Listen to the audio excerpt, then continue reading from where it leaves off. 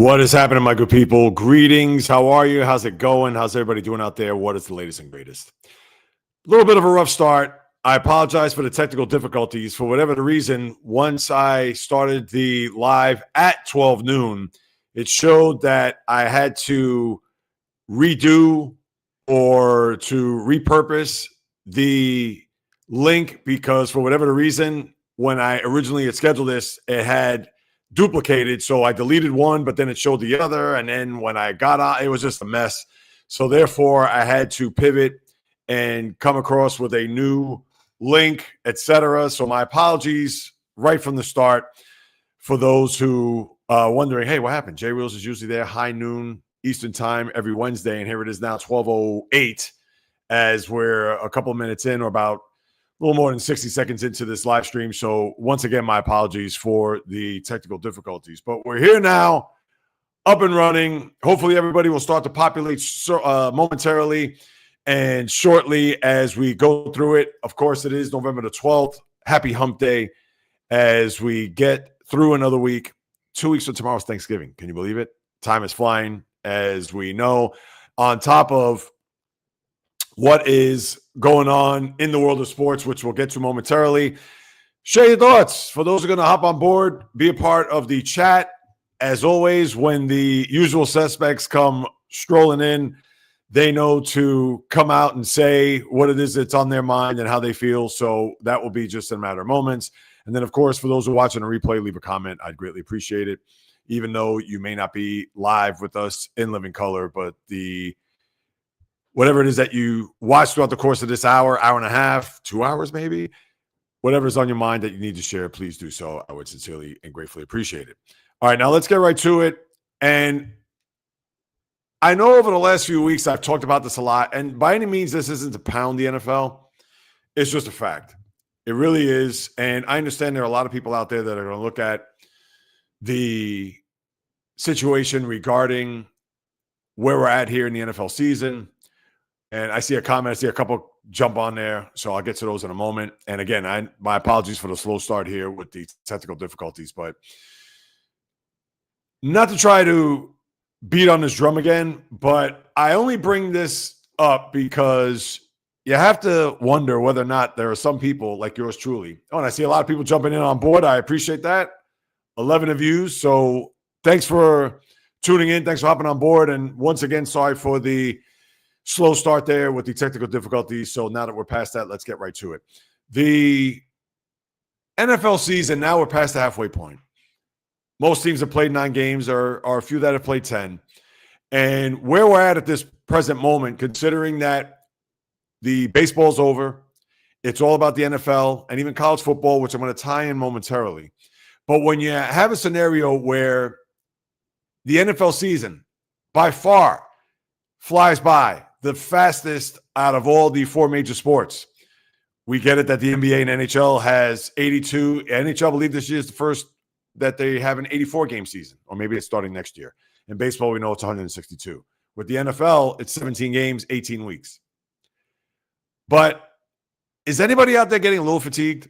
And what I mean by that is that not that you're sick of the NFL, not that you've had enough of the NFL, because we get it. We look forward to Thursday night, Sunday, Monday, etc.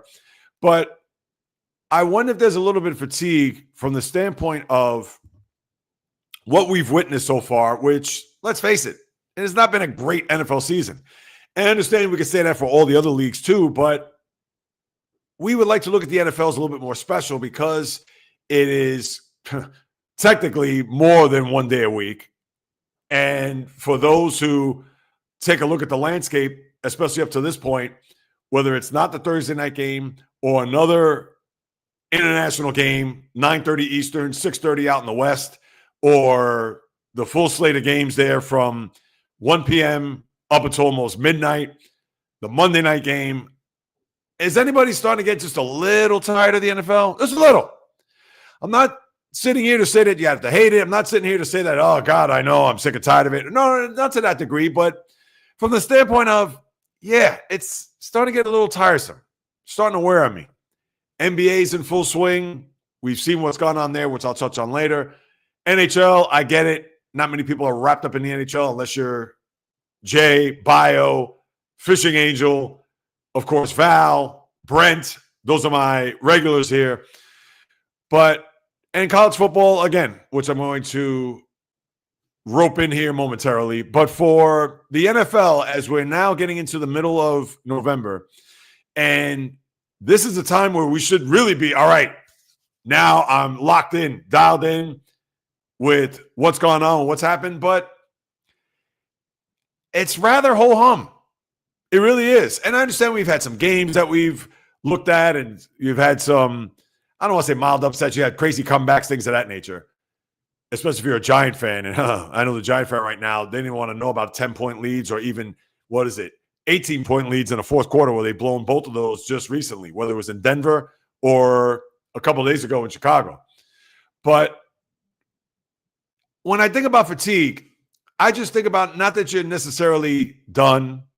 Yeah, fatigue, a little bit tired. But because of what has happened, and although it's been 10 weeks, we're going on week 11, to me, it feels like it's been a little bit longer. And with that being said, I don't know if that's a good thing. Because when we take a look at the NFL and we look through the entire landscape, do you know, and if you didn't listen to the podcast on Monday, I'm going to repurpose this now, but it's just for the sake of that question that you see there, is fatigue creeping into the NFL season? Because do you know that half of the teams in the league, 16, do the math, are either at 500 or below 500? And remember, there's only 14 teams, 7 in each conference, that make the playoffs. So I don't want to compare this to Major League Baseball by any stretch, but remember how much I talked about baseball down the final 6 weeks, the final month of the season, where it's like, you're going to have a sleepy September. You're not going to have much going on in the Major League Baseball pennant races because a lot of it is going to be pretty much set in stone. And although we did see it topsy-turvy there at the end where Cleveland overtook Detroit, sorry about that, Fishing Angel and J-Rod. But then at the same time, what happened with the Mets down the stretch is the Reds overtook them. Well, the Mets could have, if they just would have won their last game of the season, it would have been in the playoffs. Mind you, they probably would have lost to the Dodgers in 2, maybe 3 tops. But there was a little bit of excitement. Maybe the NFL, we could see that here. But when you have half the teams, and the only team that's at 500 are the Carolina Panthers at 5-5, and the 15 remaining teams are under, where's that going to lead you as we get to the quote-unquote second half of the season?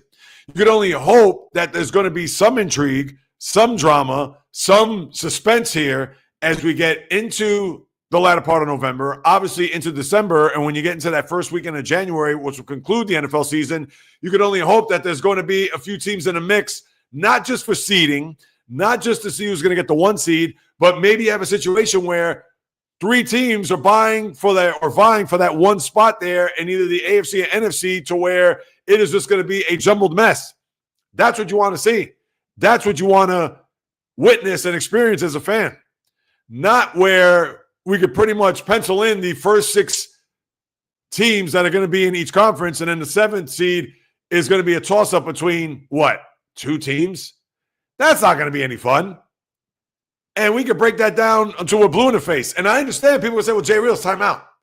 It's only November 12th. Why are you getting all wrapped up? Why are you getting so concerned about how the second half is going to unfold if you already have it penciled in 6 teams in each conference as to just getting that one other team in the playoffs, as if I have the crystal ball and have it all figured out?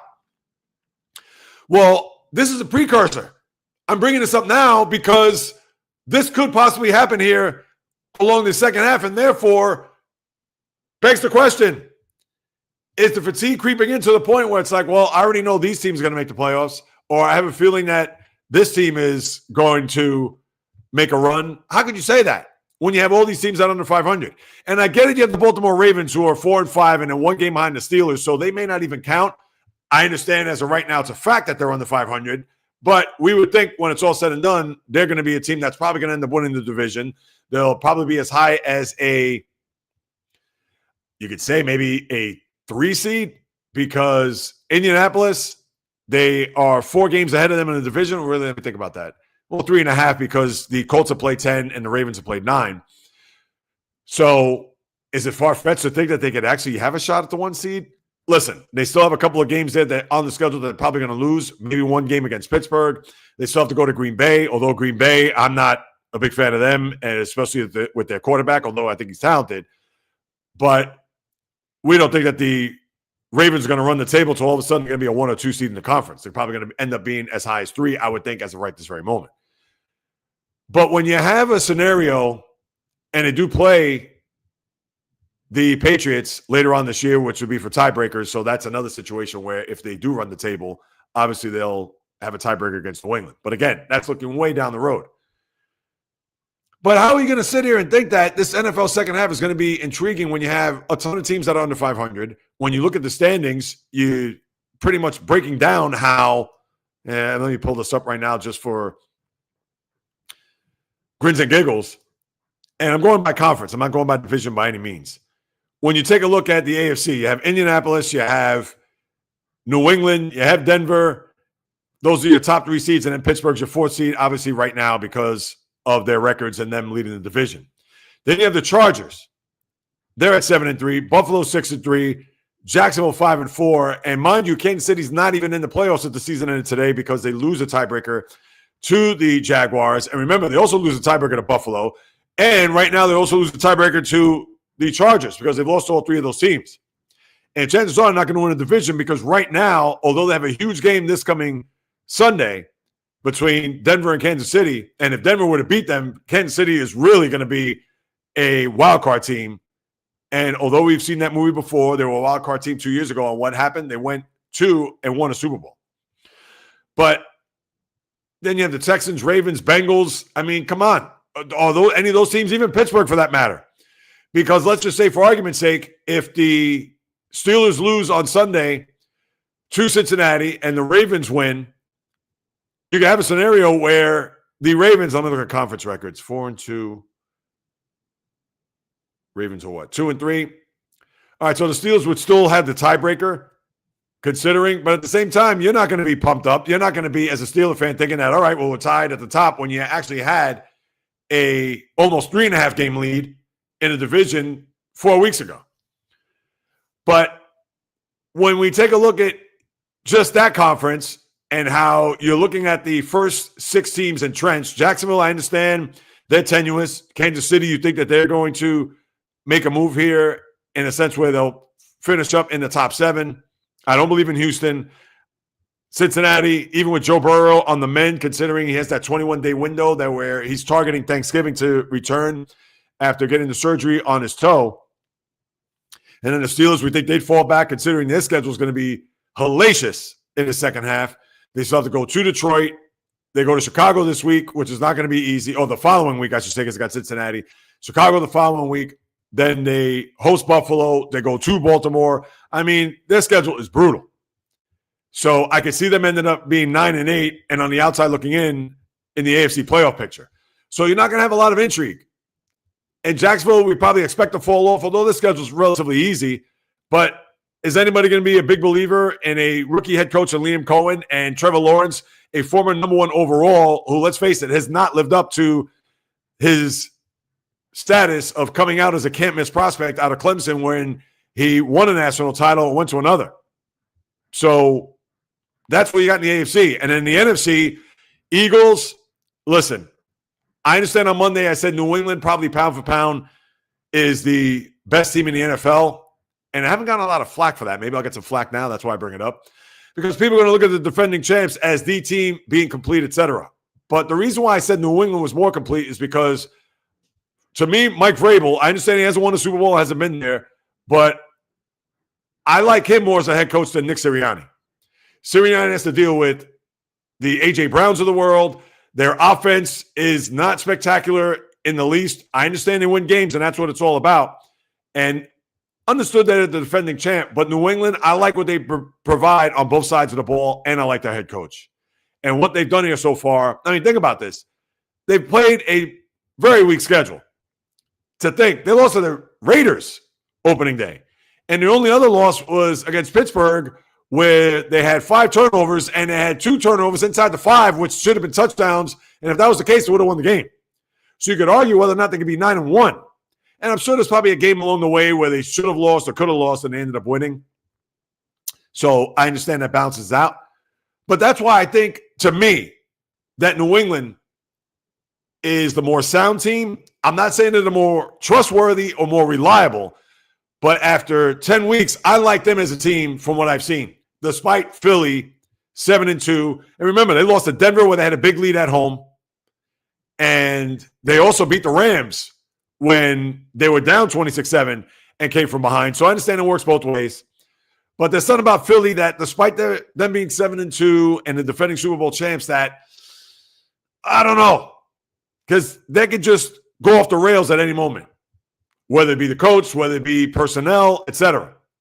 In New England, obviously, the New England way is buttoned up, is do your job from the days of Bill Belichick. And you know that Mike Vrabel, not that he was on their tree, but because, of course, he did play for Belichick back in the day, a lot of people are going to look at him implementing his style of coaching, but learning from the master himself. Cheers, everybody. H2O. I know, no coconut water. I didn't get to out this morning. My apologies to Fishing Angel, if you're on, which I believe you are, because I got to check the comments momentarily. But you have a situation where, as good as the Eagles have been and as resourceful, et cetera, DNA, they're atop with the Seattle Seahawks, Lions, Bucks. Then you have the Rams, Bears, Packers, and then Niners after that, where Carolina's 9th at 5-5. Nobody's believing in the Vikings, Cowboys, forget about it after that. So when you look at that last playoff spot, even the Bears, I understand the Bears, nobody's going to look at them as a team that they're going to be an automatic to make it to the postseason. But here's the deal. Even if the Bears fall out of that and the Niners go in and the Packers move up, so we have a situation, there's your top 7 teams, because you're not expecting Detroit, Tampa, or the Rams to fall back to the pack. The Bears you could expect, just like you'd expect Jacksonville in the AFC to fall back and then Kansas City to take that last spot. And then Baltimore to move up and take Pittsburgh's spot. And all they're doing is just moving the 4 seed right now in the conference to where they'll just flip-flop and the Pittsburgh will be on the outside looking in. So that's where the NFL is at this very moment. And I understand a lot can happen, things have changed, but I don't expect any of those teams in the NFC. You think Carolina's going to make a run to get that final playoff spot in the NFC? And the same thing for Jacksonville, despite a weak schedule. I don't expect them. I expect Kansas City to get that last spot or one of the last 2 spots. And based on what I said earlier, them not having tiebreakers among a lot of teams in the AFC, chances are they may end up being 7, maybe 6, depending on who falls back to the pack and they overtake somebody as far as their record goes in the conference. So that's what I'm referring to when I talk about fatigue, because we can be excited if you have a fantasy team or you gamble, in-game props, etc., which I do not do, as you all know. And for me, who looks at the big picture or looks at any given weekend or any given Sunday for a schedule, and this one you have a couple of good games. Actually, you have a few good games on the schedule this week, which at least you could wrap your arms around. But on top of all that, it seems to be the same old song and dance, because all of the have-nots that I talked about, the teams that are under 500, maybe asterisk next to Baltimore, you're not going to pay attention to those games. You're not going to watch those games. You're not going to be bogged down with having to deal with, and let me just pull up a game here this coming Sunday where, seriously, unless you have a fantasy team or you're a degenerate gambler where you absolutely positively have to bet on a particular game. But let's look at tomorrow night. I understand New England front and center. But who's watching Jets Patriots? I mean, seriously? I mean, I guess if you're a dyed-in-the-wool NFL fan, I'm not going to watch that. Who's watching 9:30? Thankfully, the final, I believe it's the final international game. First game in Madrid. Who is watching Commanders-Dolphins? I'm not. Why? Because I'm up in the morning and maybe I could start preparing for my podcast on Monday, of course, on Apple, Spotify, jreels.com, of course, right here on YouTube at jreels. And I don't even eat breakfast that early because I fast till noon. But let's say, all right, I want to have a little whatever smoothie, or even I get some fruit from the fridge, apple, banana, grapes, cherries are out of season. Obviously, all the summer fruits are gone, mangoes, watermelon. Doesn't matter. I'm not watching that game. I have zero interest in watching that game. I could follow. I could say, all right, oh, wow, Miami's winning. Oh, wow, Commanders. But there's no need for me to watch it.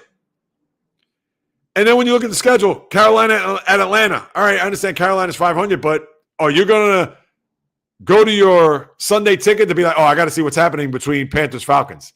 Not me. Tampa Buffalo, good game. I understand. You want to follow that? Watch it. Fantastic. Houston at Tennessee? No thanks.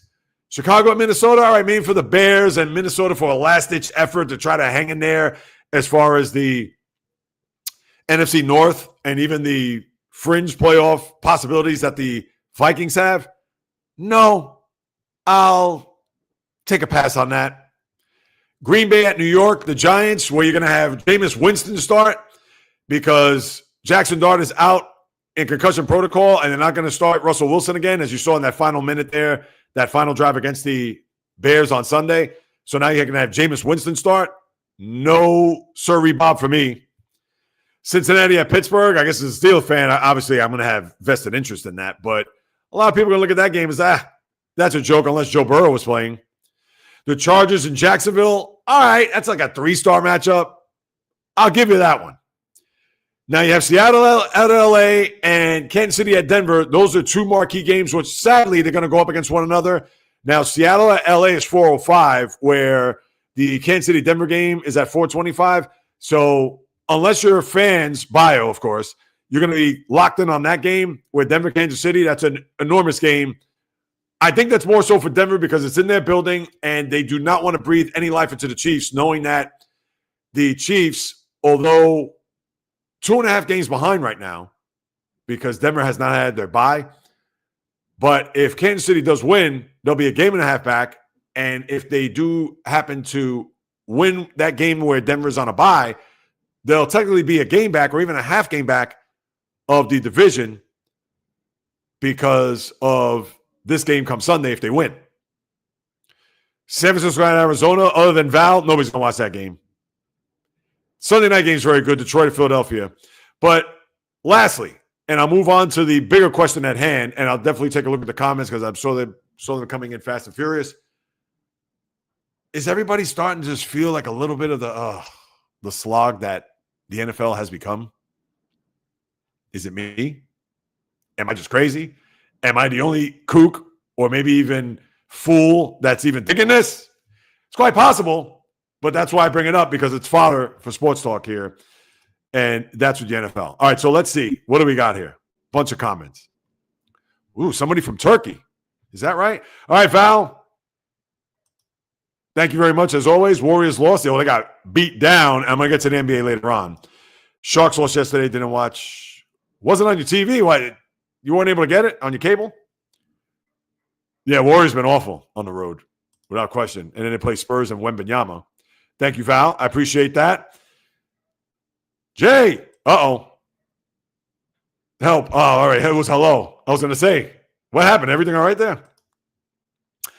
Typo, sorry, my phone does that. I apologize. All right. As a matter of fact, I'm also working out this funky angle because the platform that I'm using here, I have it not only as landscape, but also as portrait for those who are watching on their phone. And I got to make sure that I'm in focus with the camera. I don't want to lean too far to the left or too far to the right.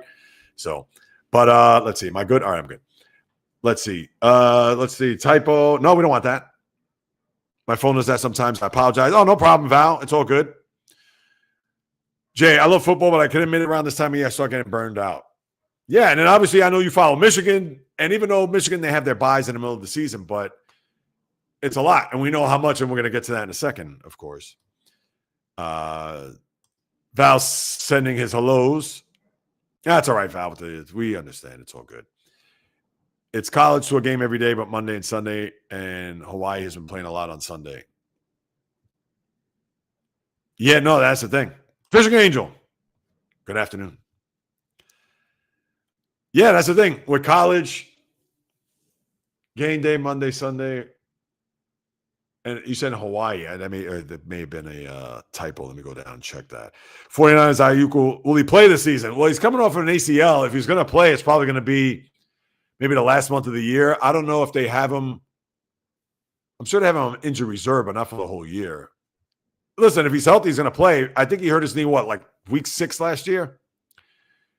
So you would think maybe the last few weeks of the year, and especially if they make it into the postseason, I would think. So Val saying, what's up to Fishing Angel? Niners need to be better. They certainly do. And they play Arizona, as we know. Fishing Angel saying, what's up to it? Yes, I know. It kicked me out, said it was taken down.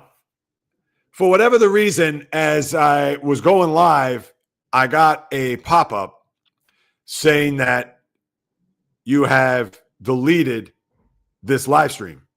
I'm like, how did I delete it if I'm live now? But what happened was that when I initially scheduled this, it was duplicated. So I just deleted one, and I'm thinking, all right, cool. You know, for whatever reason, I don't know why it doubled up. But then just as I'm logging in and signing on, it's saying that it has been canceled. And then I know I came on and I was live, but nobody popped on. Nobody was on board. Nobody showed up. So I'm thinking, all right, let me just sign out and start over again, because it did say that, hey, if you haven't rescheduled this, just click here, reschedule now. And I tried to do that while I was live, but it wasn't doing it. So my apologies for that. And yeah, I don't know why it duplicated in the first place in order for me to get to the point where I had to build up another link, which I hope I didn't screw everybody up, but I appreciate your patience. I appreciate your understanding on top of that. Val, Warriors, they have a lot of turnovers when they play basketball. I watched from my Peloton bike. I like that. Val, getting some exercise. I dig it. I dig it. Hope we beat the Spurs. That's going to be a tough game. And again, I'll get into the basketball later. Val saying, what's up, the Fishing Angel? Jay, Val beat Michigan basketball. Says, I know, and I got to watch that highlight that you were referring to earlier. So I'll get into that. Yeah, not good. I like football, only certain teams, Michigan, Detroit. How these teams are playing. Yeah, I'm burnt out how the Steelers are playing. In fact, to a crisp. Nico Harrison, I will get to him later on, Val. Yeah, I mean, I just think back how, what is this, 10 months later? No. 9 months later? How in the hell did he trade Luka Doncic? But he's not the only one to blame. I get he's the GM. I get he's the one that announced the deal, so on and so forth. But I'm going to unpack that later on, I promise you. Falby, they really played like trash. 17 turnovers, shot less than 30. I know. And they won the game, which is even mind-boggling to think. Val agreeing. They have a 7'3" center that might be a weaker Wemby. Yeah, not only that, you know what I wanted to mention too, Jay? Doesn't Florida, they have a center that's 7'9"? I saw that the other day, and I said, wait a minute, 7'9"? How is that possible? Yeah, I forgot the kid's name. Oh, yeah, Oliver Ryu? Olivier Ryu. Canadian who recently made college basketball debut with the Florida Gators, became the tallest player in college basketball history when he entered the game, 7'9". Now, the tallest player in the NBA that I recall, now it's the NBA, of course, wasn't George Murasan 7'7"? And Manute Bol was what? How tall was Manute Bol? 7'7". He was 7'7", and George Murasan. Everybody remember George Murasan? Let's see if you're a big sports fan if you know that. He was also 7'7". Is he still alive? I wonder. Because I know whatchamacallit has transitioned, that being Manute Bol. He is still alive. 54. George Murasan, he played for the Wizards, really the Bullets before they became the Wizards.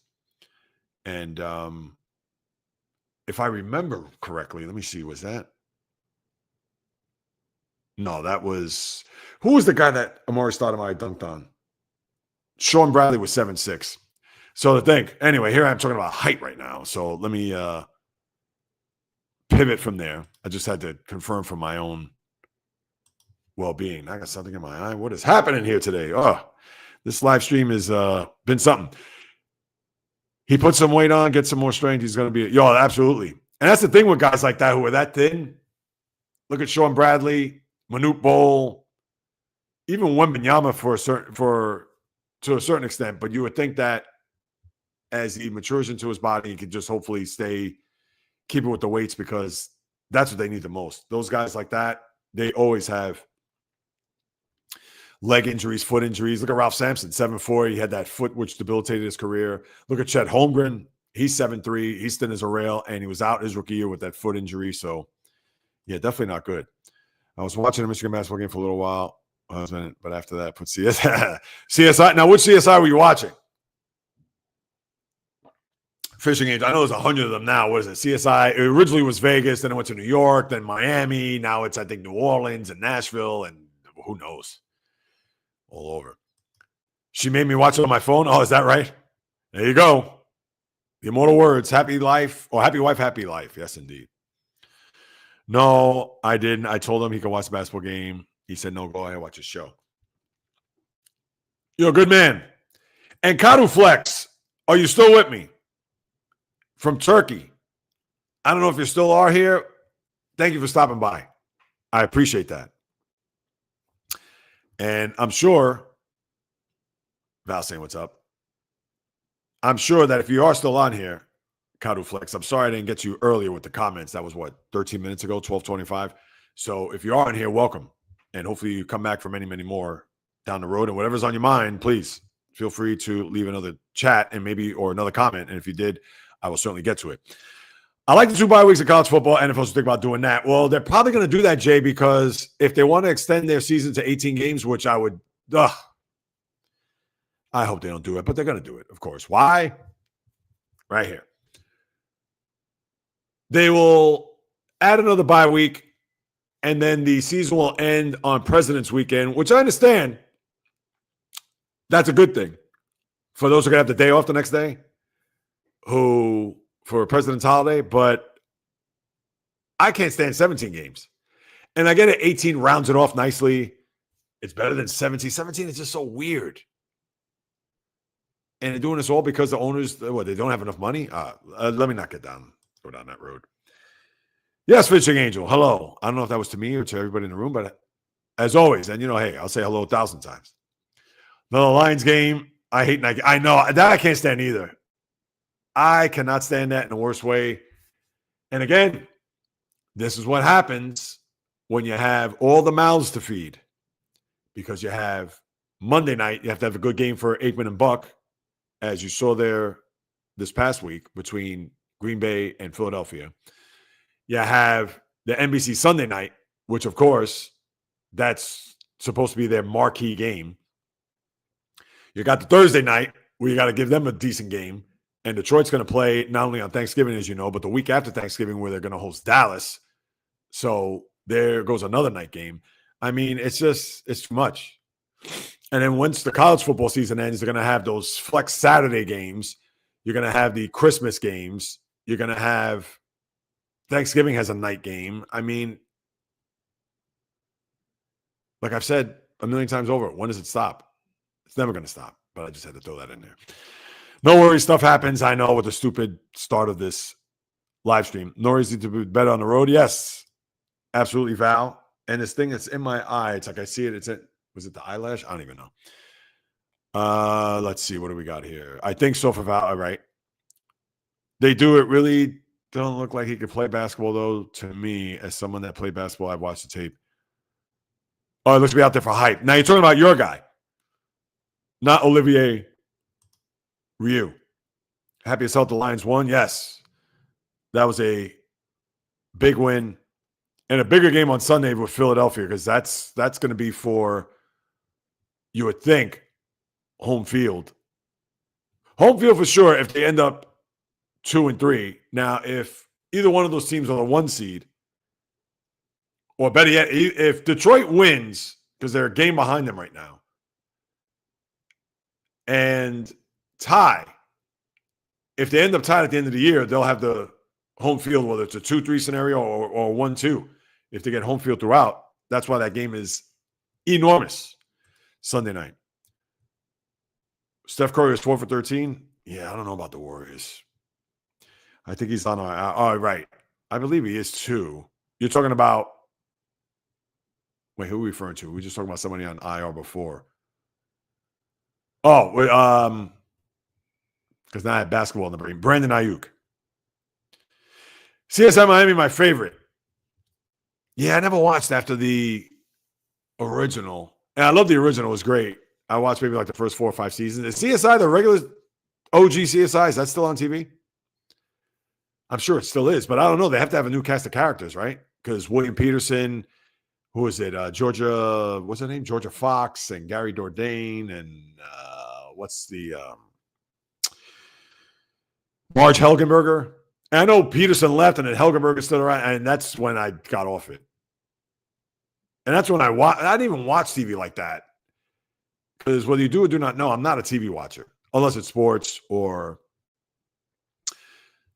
certain documentaries or whatever. But that I could usually just stream or find on YouTube. So, but I'm curious, and I'll go down and scroll to see what you got there. But CSI Miami, I did not watch. I was going to say Miami sounds good this time of year, but it's like 60 degrees. Yesterday, it was 48 degrees with a wind chill of 33 Miami. All right, when that show's on, there's got to be absolute quiet because I find the show very interesting. I hear you. Now, what if it's on your phone? I'm sure you plug in headphones, right? Fishing Angels, just to make things easier because just in case, whether it's the kids or obviously Jay, it's chirping in your ear, you're not able to concentrate.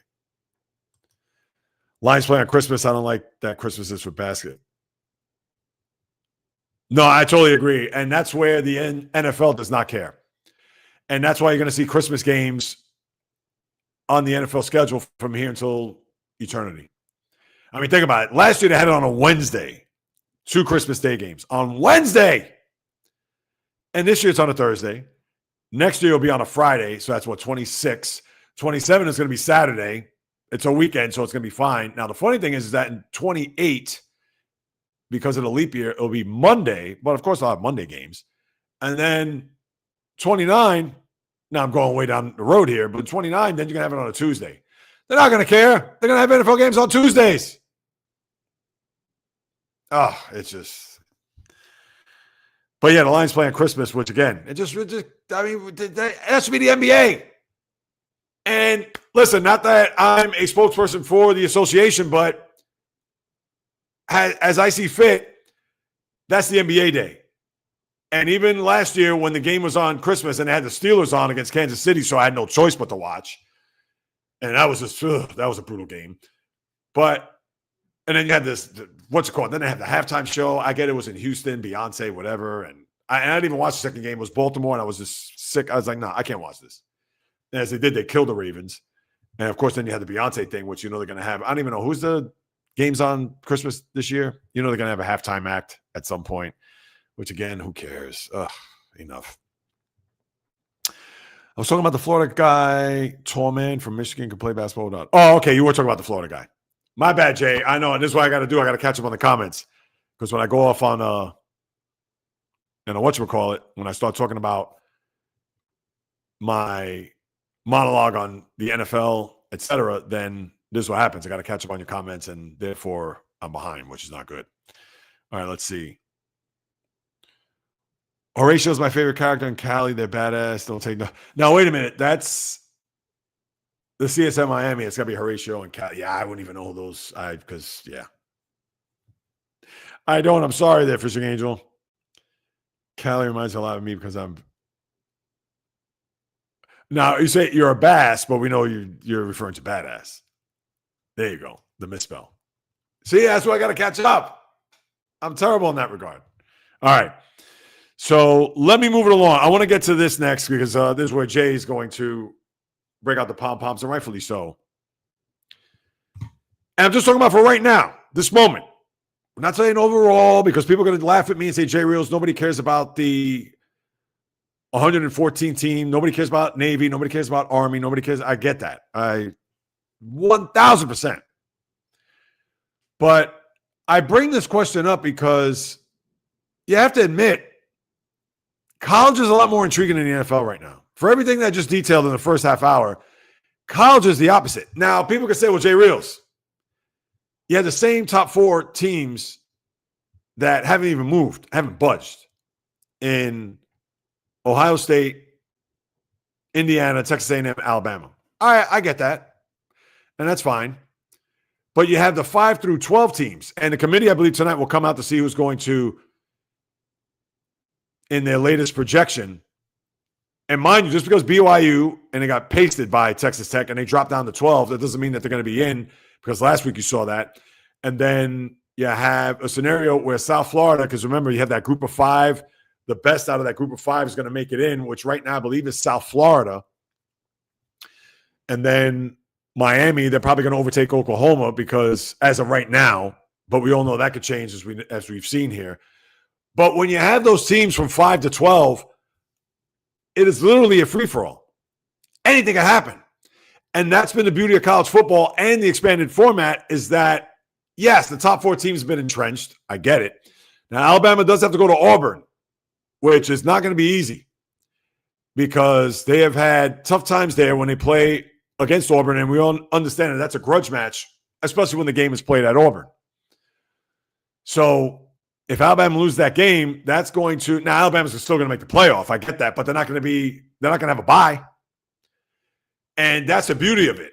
And even though Oregon, they've been winning games by the skin of their teeth, whether it was Iowa the other day, earlier this year at Penn State, and they still have to play – will they play Washington upcoming? No, they already played them. I'm missing – no, USC, I believe, which that's going to be a big game. So when you have a scenario in college football where literally anything can happen, but people say, well, Jay Reels, anything can happen in the NFL. But yes, as I detailed, you have 6 teams in each conference that look like they're going to be locks for the playoffs. And then you're going to have the one team that's going to maybe sneak in through the back door, maybe just stay put. College football, it is literally a battle royale for those teams that are right now between not even 5 and 12. You could say maybe 5 and 18. And with Jay's Michigan, if they run the table, they may be a team that's going to be in the playoff. At least you think. So therefore, college football, in my eyes, at this very moment, is a lot more intriguing and a lot more suspenseful than the NFL. And you could argue that. You could say, Jay Reels, you're off your rocker. You don't know what you're talking about, whatever. No. I do know what I'm talking about. Because although the schedule, similar to the NFL, although the NFL this Sunday is a lot better than the college schedule on Saturday, but yeah, you're going to have a team that's going to lose here along the way. That's going to be upset. That's going to all of a sudden throw a complete wrench into the system. To where you're going to have to, if you're the committee, scramble to be like, uh-oh, who should be a part of the projected playoff here? So I think right now, college by far, and their schedule, like I said, this week is not good. I believe it's just a one game. Let me pull it up just to confirm here. You have the one game, which to me has Notre Dame, Pittsburgh. I'm not, no. To me, no. I know Pittsburgh's ranked, but nope, sorry. I know Michigan, Northwestern for Jay, and I know they're playing in Wrigley Field, which that would be a nice setting. And who knows? Northwestern, if you saw that game against USC, they got screwed with that whole situation with the fake punt. Would I be shocked midway through the third quarter they're in the game? Maybe a little bit, but at the same time, maybe Wrigley, different venue, crowd is into it. They want to do their best to get on the Wolverines to see if they could cough up a couple of turnovers and maybe not play as crisp. And next thing you know, they're in a rock fight with Northwestern. Could happen. I'm not saying it's gonna, but that's the thing about college football. You just don't know. But no, the game of the day is at 3:30 in college football, and that's Oklahoma, Alabama. And Oklahoma right now, although ranked in the top 12, and that's going to be a tough game for them because Alabama, other than the Florida State game, has been really and arguably the best team in the nation. I know people are going to say Ohio State. I get that, or even Indiana for that matter. But Alabama, under Kalen DeBoer and the quarterback Ty Simpson, who's played well, you would think that they're going to have something to say once the playoff begins, and especially once you get deeper from the quarterfinal, semifinal, etc. So, to me, that's the game of the day. Other than that, I mean, Iowa, USC, no, I'm not going to get crazy about that because I don't expect either one of those teams. Now, right, stranger things that happen. Watch USC run the table, and then next thing you know, they're an 11 seed. And Iowa, I don't trust them at all. Their offense is offensive, as you saw there against Oregon the other day. And they've been notoriously a very good defensive team, but a not bad, an atrocious offensive team. And your night game, Texas at Georgia, I get it that that's also a big game too, but does anybody really believe in Texas? And I understand they've had to come back from the dead, considering that the slow start they got off to, losing at Ohio State, then they got spanked by Oklahoma, and here they are ranked 10th. I mean, this is a team that I didn't think was going to be anything close to being in the college football playoff, but we understand they lose to Georgia. That's it. They're going to have 3 losses. They're going to be toast. And let me just pull up to see what they have left on the schedule. Oh, no, as a matter of fact, hold on a second.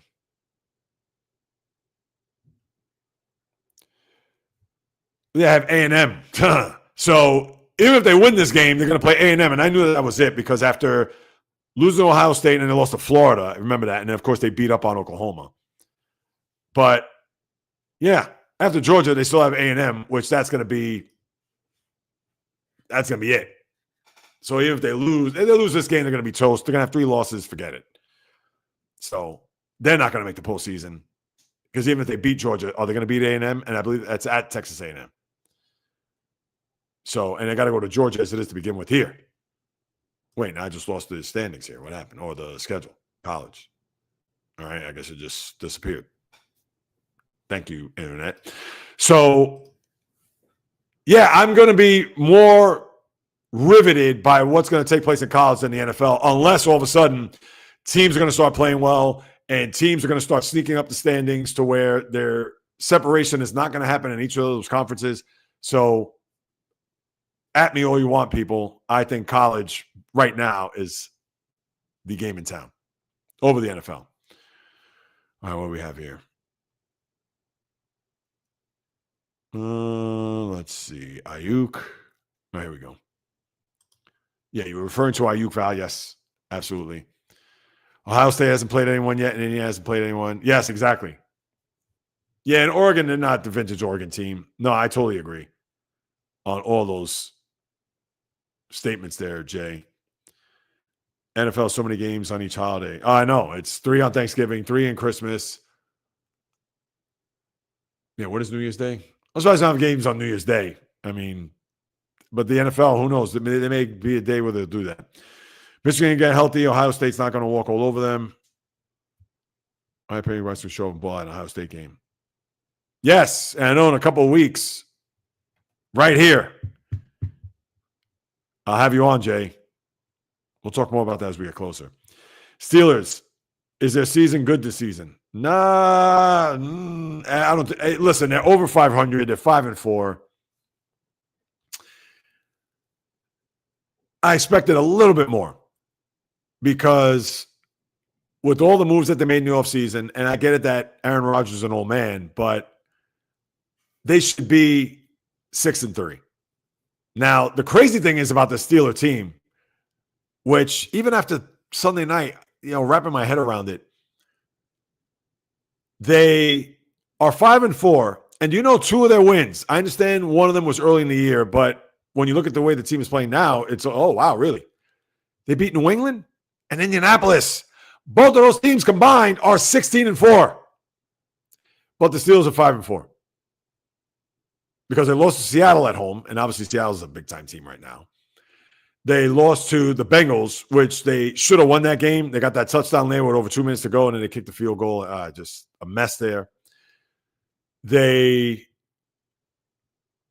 beat the Vikings. Well, I want to talk about their losses. So they lost to Green Bay, got destroyed in the second half, as we saw. And then obviously this past week, Sunday night against the Chargers. So the teams that they lost to, other than the Bengals, they've lost to good teams. All right, which that's fine. And that's why I think they should be 6-3, considering that the Bengal game, not to say they should have won the game, but yeah, they had a lead late and the defense couldn't stop a nosebleed. So I know it's a long-winded answer, Val, but to answer your question, I'm going to say their season has been not as good as I want. Oh, not as good as I thought. Yeah, I hope they do too, but their schedule's brutal. Bengals, home to the Bengals, at the Bears, home to Buffalo, at Baltimore are their next 4 games. And then after that is, I want to do this in sequential order. I know they have at Detroit, at Cleveland, Baltimore, and what's that other game I'm missing? Oh, Miami on a Monday night.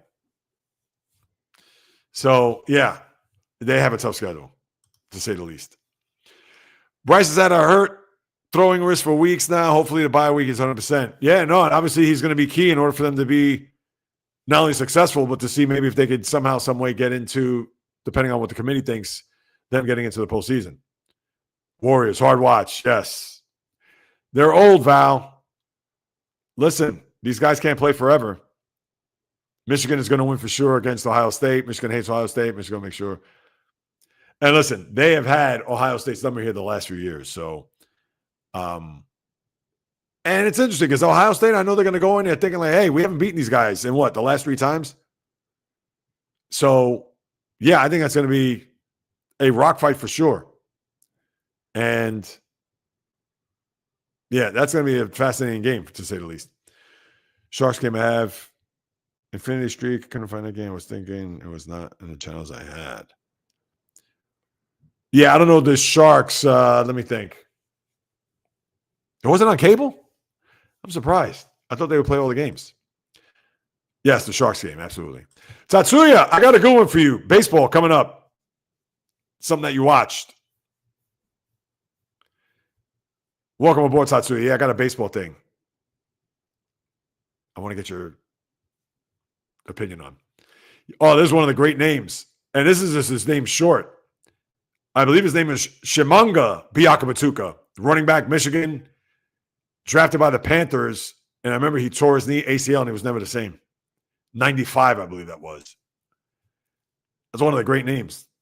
Shimanga Biakabatuka. Type game, yes. Absolutely.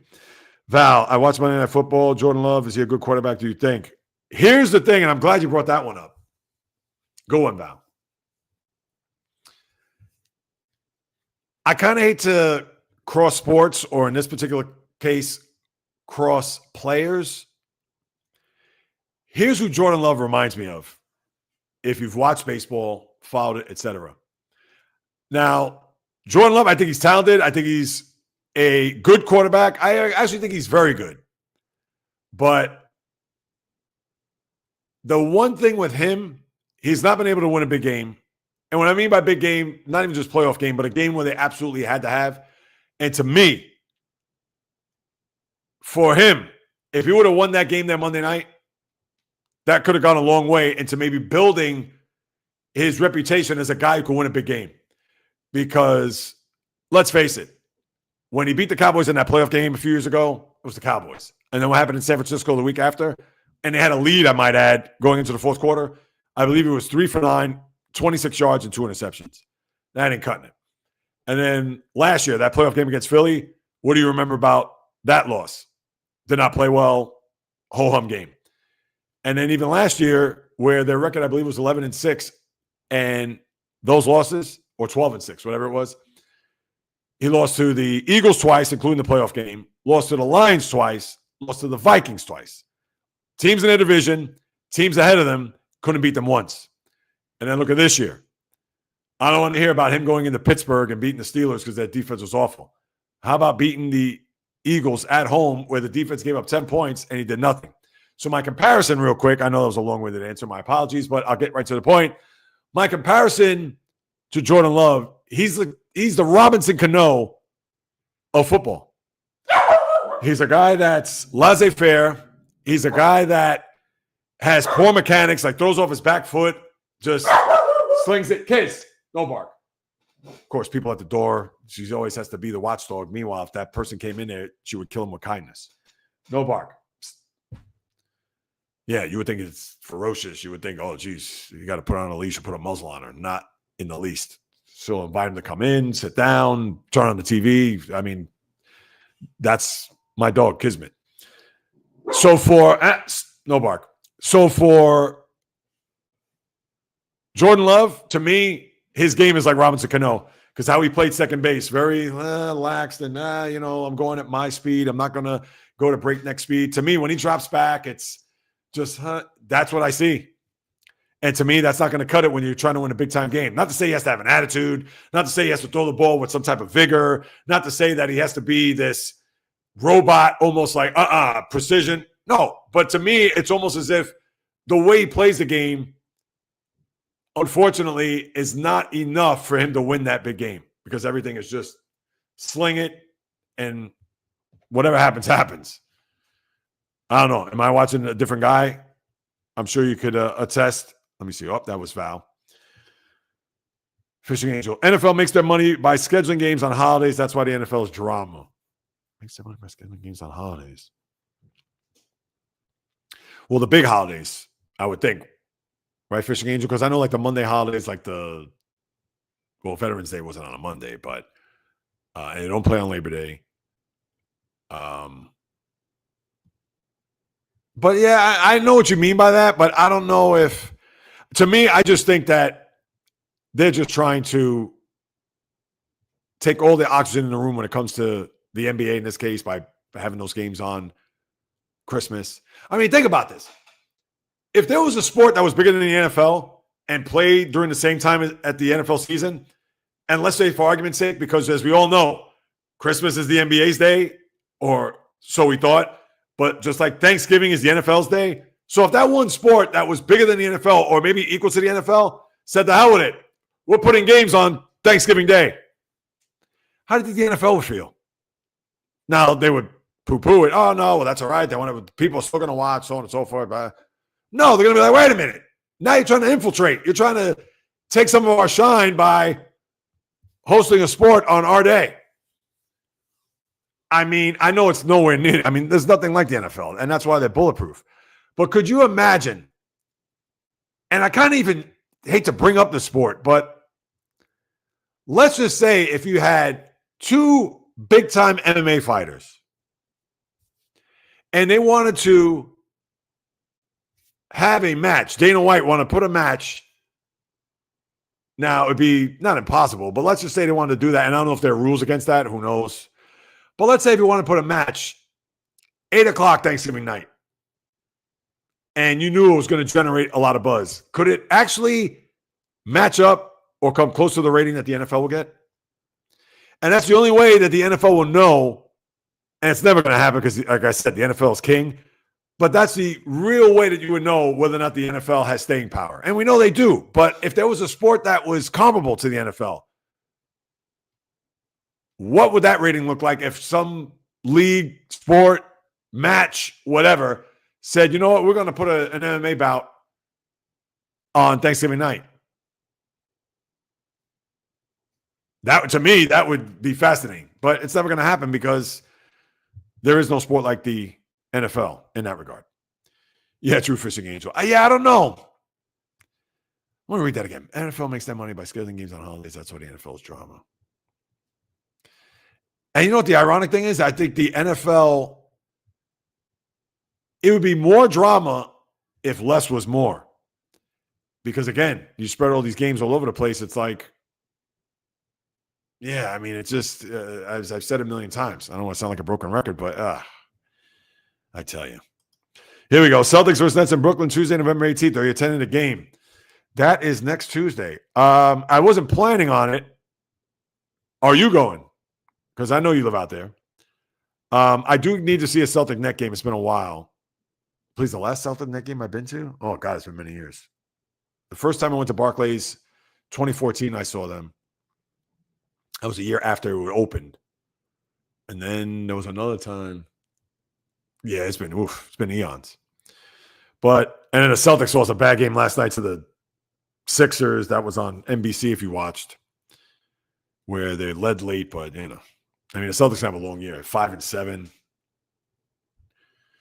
I tell you, sports. College plays football to get better. They don't play for the money. No, they don't. You're right about that. But, of course, there's people that gamble. Now, more point spread, and I would think in-game props, excuse me.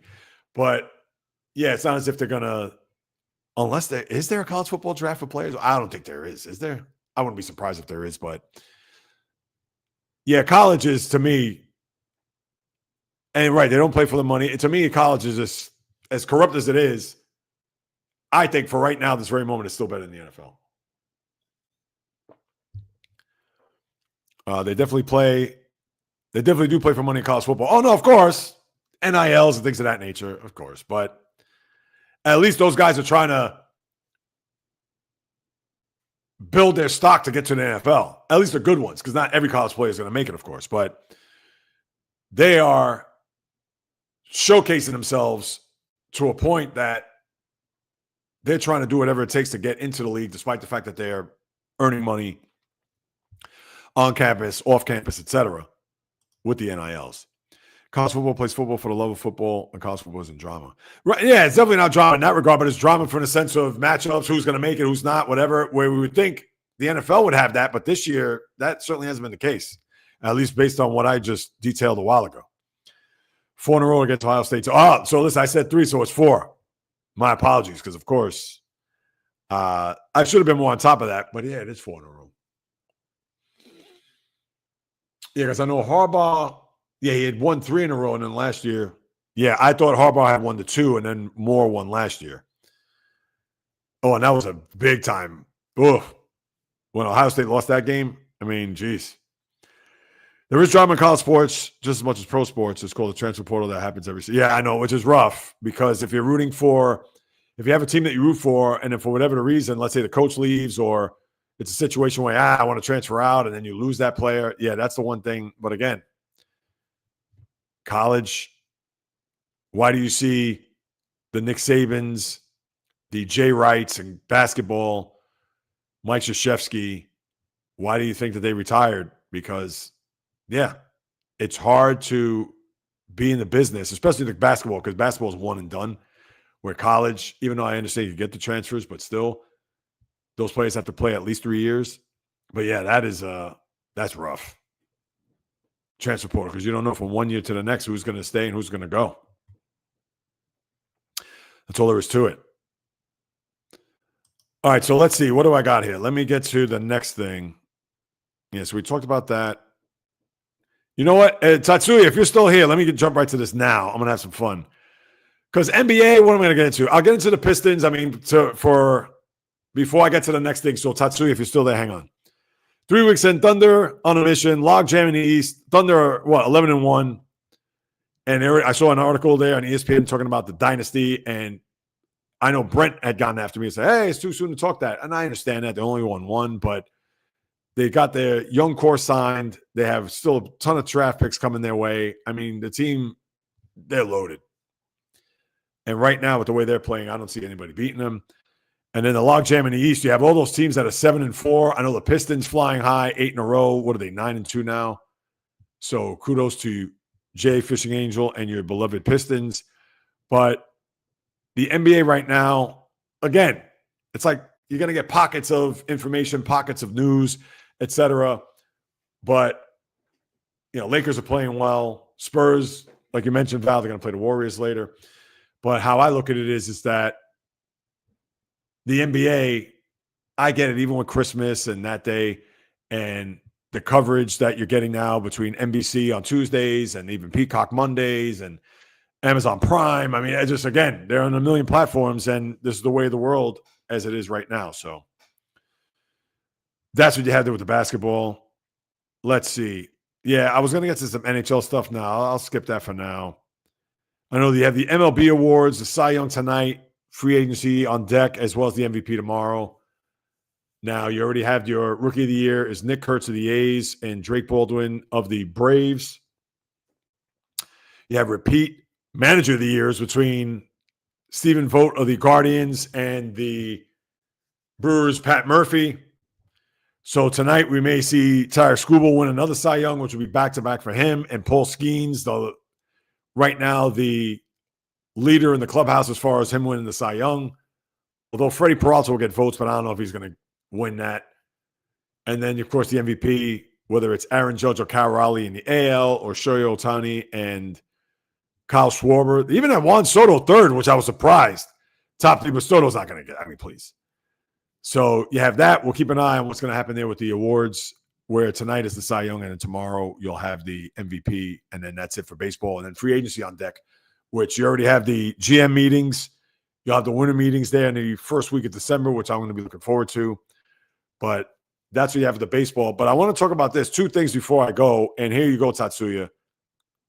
I don't know if you're a fan or not. Not to say you have to be a fan, but is anybody on HBO Max or HBO watching Alex versus A-Rod?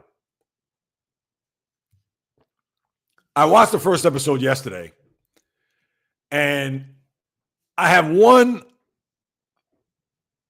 maybe it's a nitpick, but it could also be major too at the same time. Which, how does that go hand in hand? Let me explain. I thought it was good.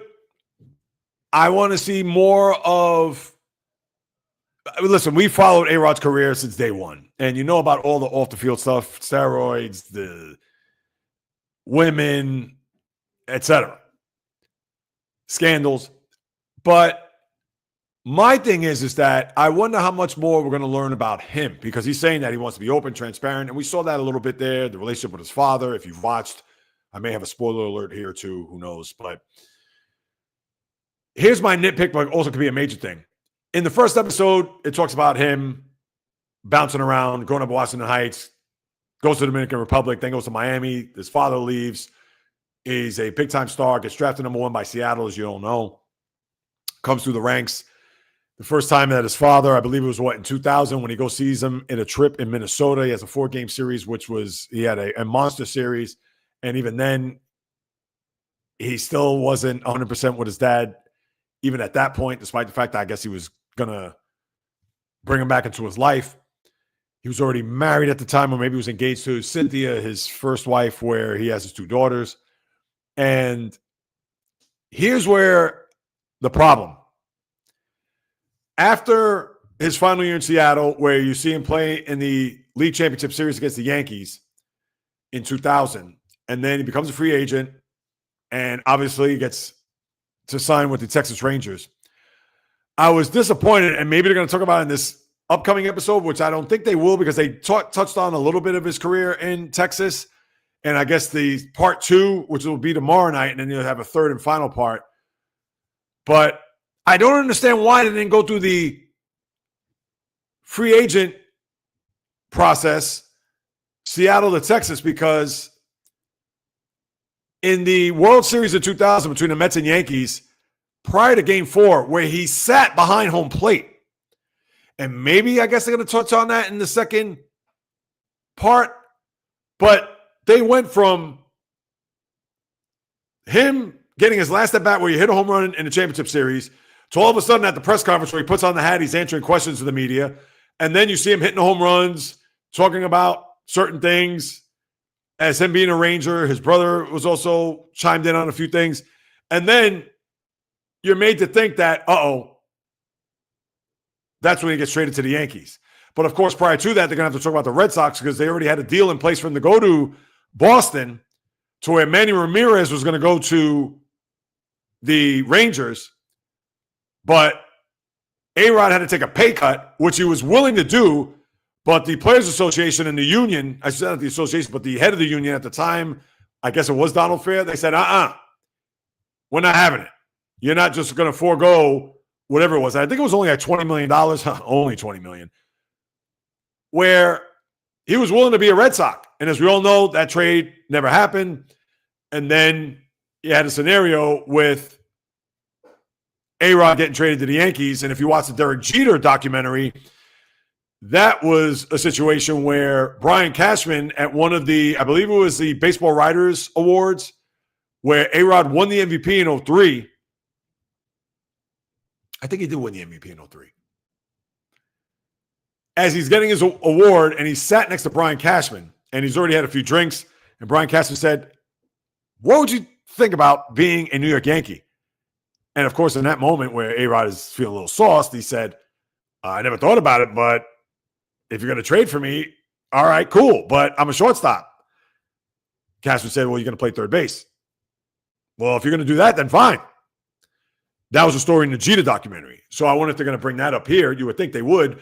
But they forgot the whole thing in the middle with A-Rod. Again, home plate, game 4, where he and Scott Boras announced that A-Rod is going to opt out and become a free agent as he swung the news cycle over to him as opposed to the Subway Series between the Mets and Yankees that year. And not only that, but he grew up as a Met fan, A-Rod. On top of him, that whole scenario with Steve Phillips, the 24+1, I want the billboards, I want the suite, whatever, none of that was talked about. None of that was brought up. And to me, that should have been brought up, especially when you're talking about him being a free agent, and next thing you know, he's at the podium in Texas with Tom Hicks, the owner. And wait a minute, what about the Mets? What about what happened at Shea Stadium during game 4? What about all this where he made it all about him? That wasn't even brought up. And again, maybe it gets talked about here in the second one. But if they're already, based on the timeline and watching this last night, they're going to get ready to talk about the 2003 offseason. Why would they rewind unless they're going to harken back to 2000, which they may do, and say, oh, because when, and mind you, he wasn't a free agent in 2003. He got traded. And I don't even know if he had an opt-out. I think it was an opt-out after the 7th year, because in 2007, if memory serves me right, well, maybe it was after the 5th year, I believe he had an opt-out. Yeah, because 2000 he was a free agent. And in 03, I do not believe he was a free agent. I believe he could have been a free agent after the 05 season. Or maybe it was after 07. I want to say it was 07. Because he could have opted out and then he stayed.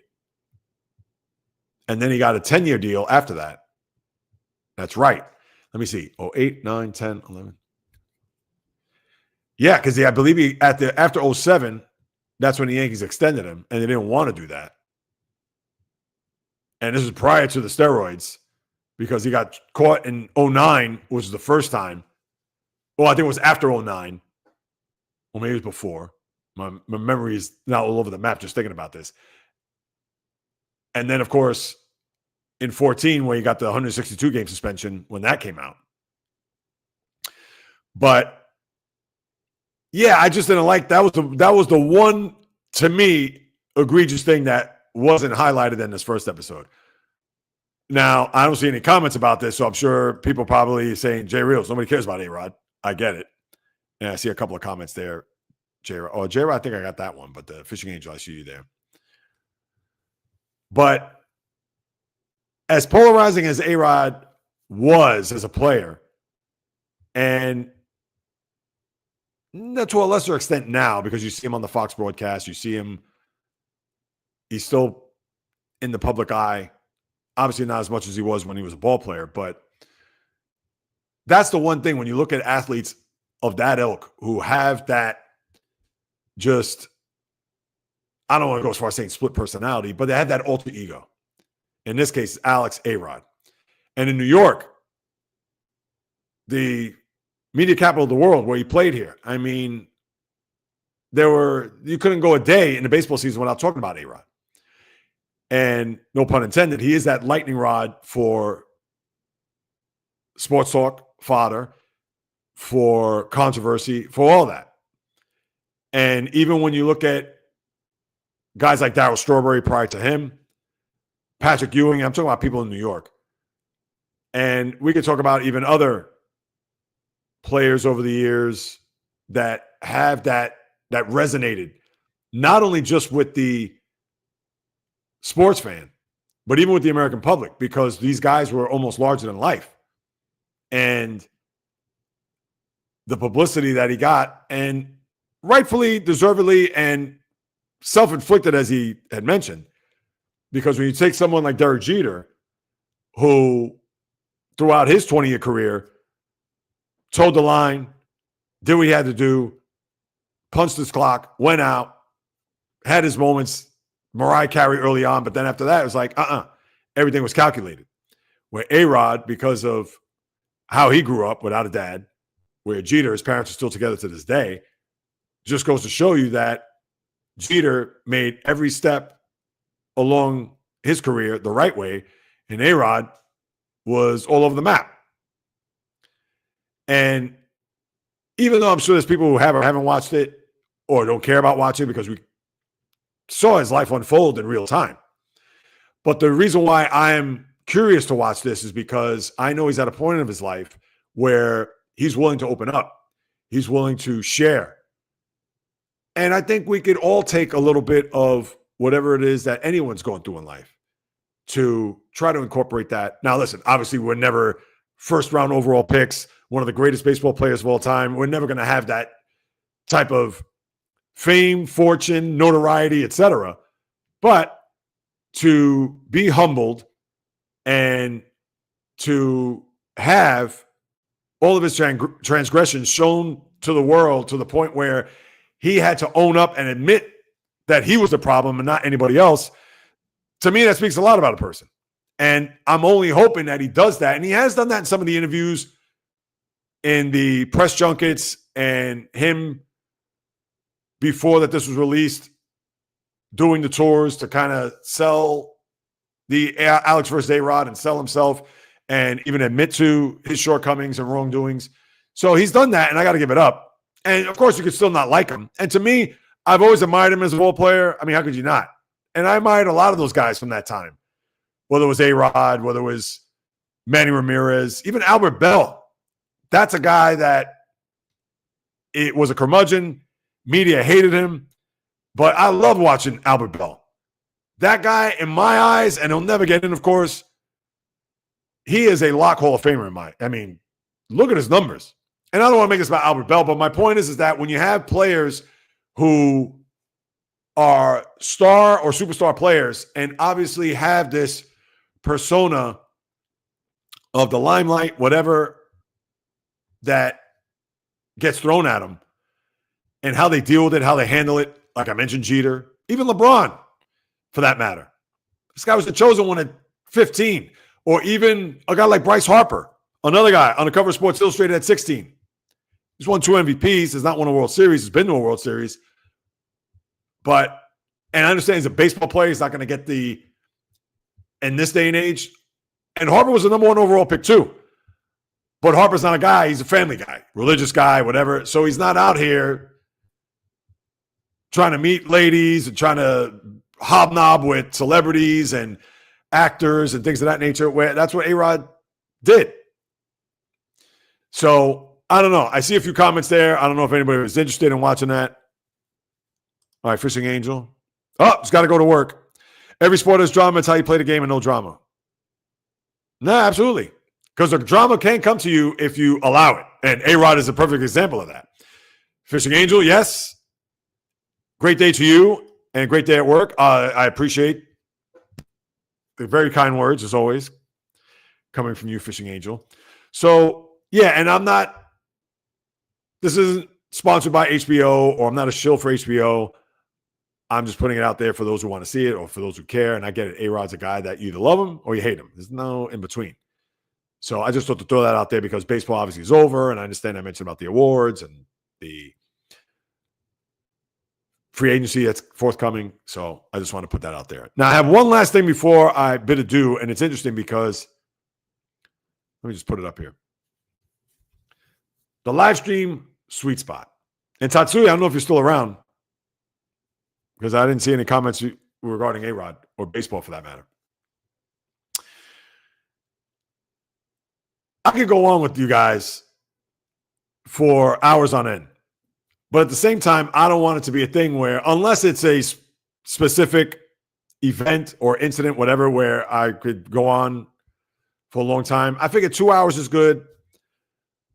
I figure an hour, it's an hour maybe not just enough. I figure an hour and a half is the sweet spot. And it's funny enough, I'm actually coming up on an hour and a half right now. Well, maybe a little less than that because I started about 12:08. So I owe you an extra 12 minutes if that's the case. But when I've thought about these live streams, especially last week, because I cut it in right under 2 hours, and I know I had Bio with me as a guest. But I've been thinking about whether or not should I keep it at an hour and a half? Is 2 hours the max? Should I go more than 2 hours? Now, if it's a crazy sports day, I know middle of the week is different because it's not as hectic, not as whatever, let's say like a Monday, or let's say if I did a live stream at the end of an NFL day where a bunch of people came on. I've actually thought about doing that too. But the thing is that I'm not going to have a live stream at 11 o'clock at night, let's say the Sunday night game, and we'll kind of rehash and recap everything that's happened. So that's where I've 86'd it. Now, I know that the games that I can watch live, and trust me, I've thought about that too. But my thing is that I want to not wear out my welcome. I want to try to find that sweet spot. I think the sweet spot is an hour and a half. If it goes a little bit past, that's fine. 2 hours may be a little bit too long, unless, who knows, there may be a day, I see 7 of you in the room right now, unless there's a day where I have 70 people, or dare I even say 700, could you imagine? And that would be tough because I can't monitor every comment that comes through or stay on top of it. And trust me, that would be some smoke that I'd want. I want to get to feel what that would be like. And who knows? If it happens, it happens. If it doesn't, it doesn't. But my point is that I want to try to find that sweet spot. So I think an hour may be a little too short. Hour and a half maybe just right. 2 hours. And again, your feedback is always welcome. And this isn't to say that even if you tell me Jay Reels an hour is fine, that, next week is just going to be an hour. All right, guys, I got to go. No. But I know I could babble. I know I could go off into tangents. I know I could have, when I go back in the comments, and it could take me a half hour and I don't get to other things. So I'm just curious to find out whether or not, from my faithful fans, I don't want to say fans, so I don't know, kooks. I like to say kooks. And I appreciate you guys and gals. You know that. I'd be curious to hear what you have to say in reference to that. So, and even that's for those who are watching live. So if you're watching the replay, let me know what you think.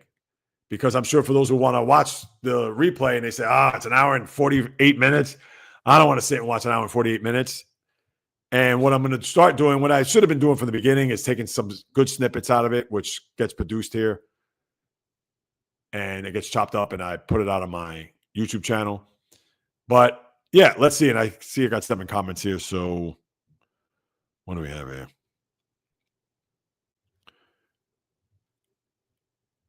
All right. Yes, got to take fishing games to work. Here in a few, she wants some candy before she goes to work. Oh, okay. Hey, no problem. I totally get it. The Novice, an hour isn't enough. All right, the Novice, how long you think? I think there is a double stream, sir. I am by myself. There is a double stream. So are you seeing 2 streams? Look at that. You have a double stream going. Well, I have here and also on Facebook too. Oh, Zip, I see where you're coming from. I'm going to get to that in a second. Yeah, and I don't understand that because it duplicated it, then I deleted one, and then that's why I had the difficulties from the start. So for those who are wondering, hey, why am I on this stream, or why am I getting a duplicate? Yeah, I don't know what happened. So my apologies for that. Zip, I have thought about doing that. You know, when the 7th anniversary live stream that I did, I thought about doing a 24-hour live stream. But it's hard because I'm in an apartment building, and you know me, I project. Yeah, I do want to do a 24-hour live stream, though. And the 8th anniversary would be March 1st, which is on a Sunday, which I want to do as we talked about this past March, I would love to do a live event and live stream it from, let's say, I don't know, a sports bar in Manhattan, which if I'm going to do, I got to start working on that. So keep that in mind, people. And I'm also thinking about doing that Super Bowl halftime. Jay, I know we talked about this offline. I'm thinking about doing my own Super Bowl halftime, but I want to get a guest on. And by guest, I want to get a former NFL player that has played in a Super Bowl because I want to do a question and answer with them. So just keep that in mind too.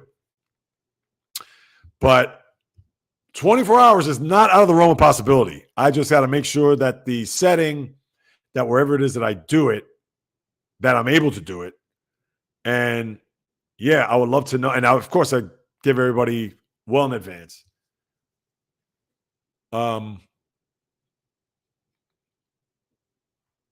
I like to do it sooner than later. 24 hour. Yeah. Zip.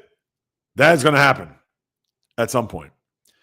My husband's on there now, and there's nobody there. You see, this is, I don't know what happened. You're definitely doing 2 streams at once right now. Look at it. I had to bounce between the streams to find this one. Yeah, and that's I don't know why. Again, my apologies, people. You got 2 going on. YouTube, my comments are there by itself, and I can't see any others. Yeah. 2 hours, Fishing Angel. All right. I'm taking that into consideration. I know Donava said 1 is not enough. Hey, but I'm number 1 on this one, so don't worry. Definitely, James. Definitely, Jay. My apologies. I was looking at James's comment as I look into the camera. Definitely, Jay. You are definitely number 1, no doubt. Why is that popping up? We know about this. All right. Oh, Tatsuya, A-Rod's a phony. Wait, I got to get to Zip. Get Eli. He does doing stuff. I know he does, but you know what? Now that you say that, Jay, I'm going to reach out to him.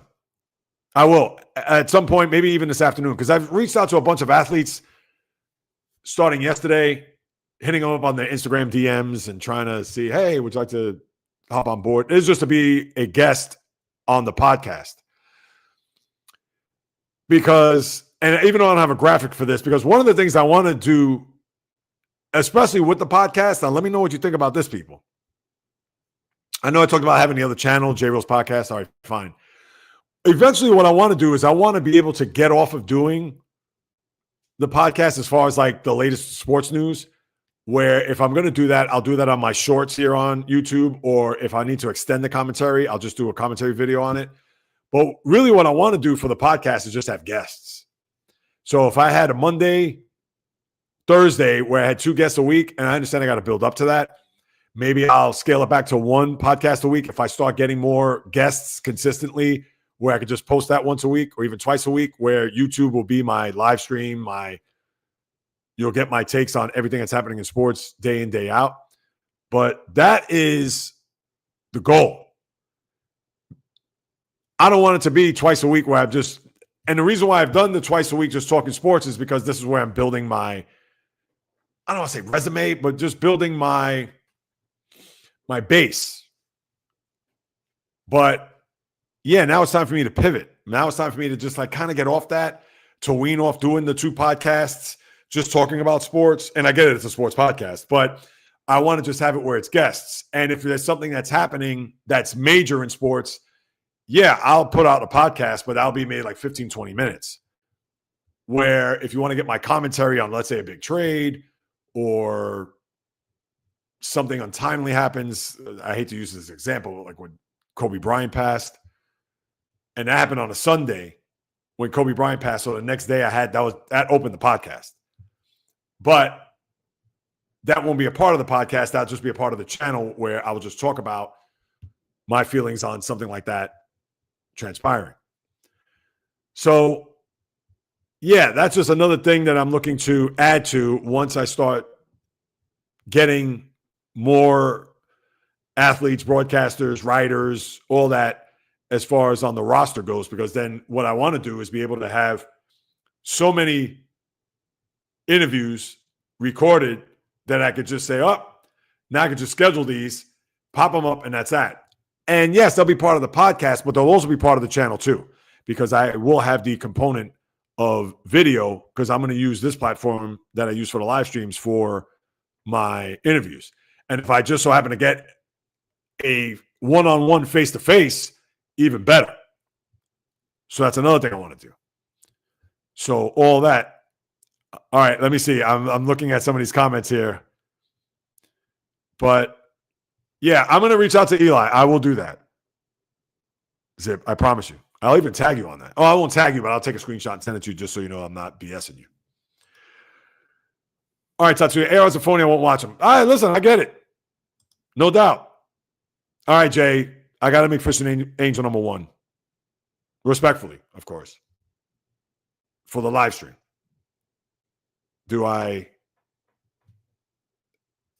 With your permission, of course, will you oblige? I couldn't even find the word. Jeez, drawing blanks. Hey, Robert Cochran. Welcome aboard. Thank you so much for stopping by. I hope you're still here. You posted that. That was just 3 minutes ago, so I would think you're still around.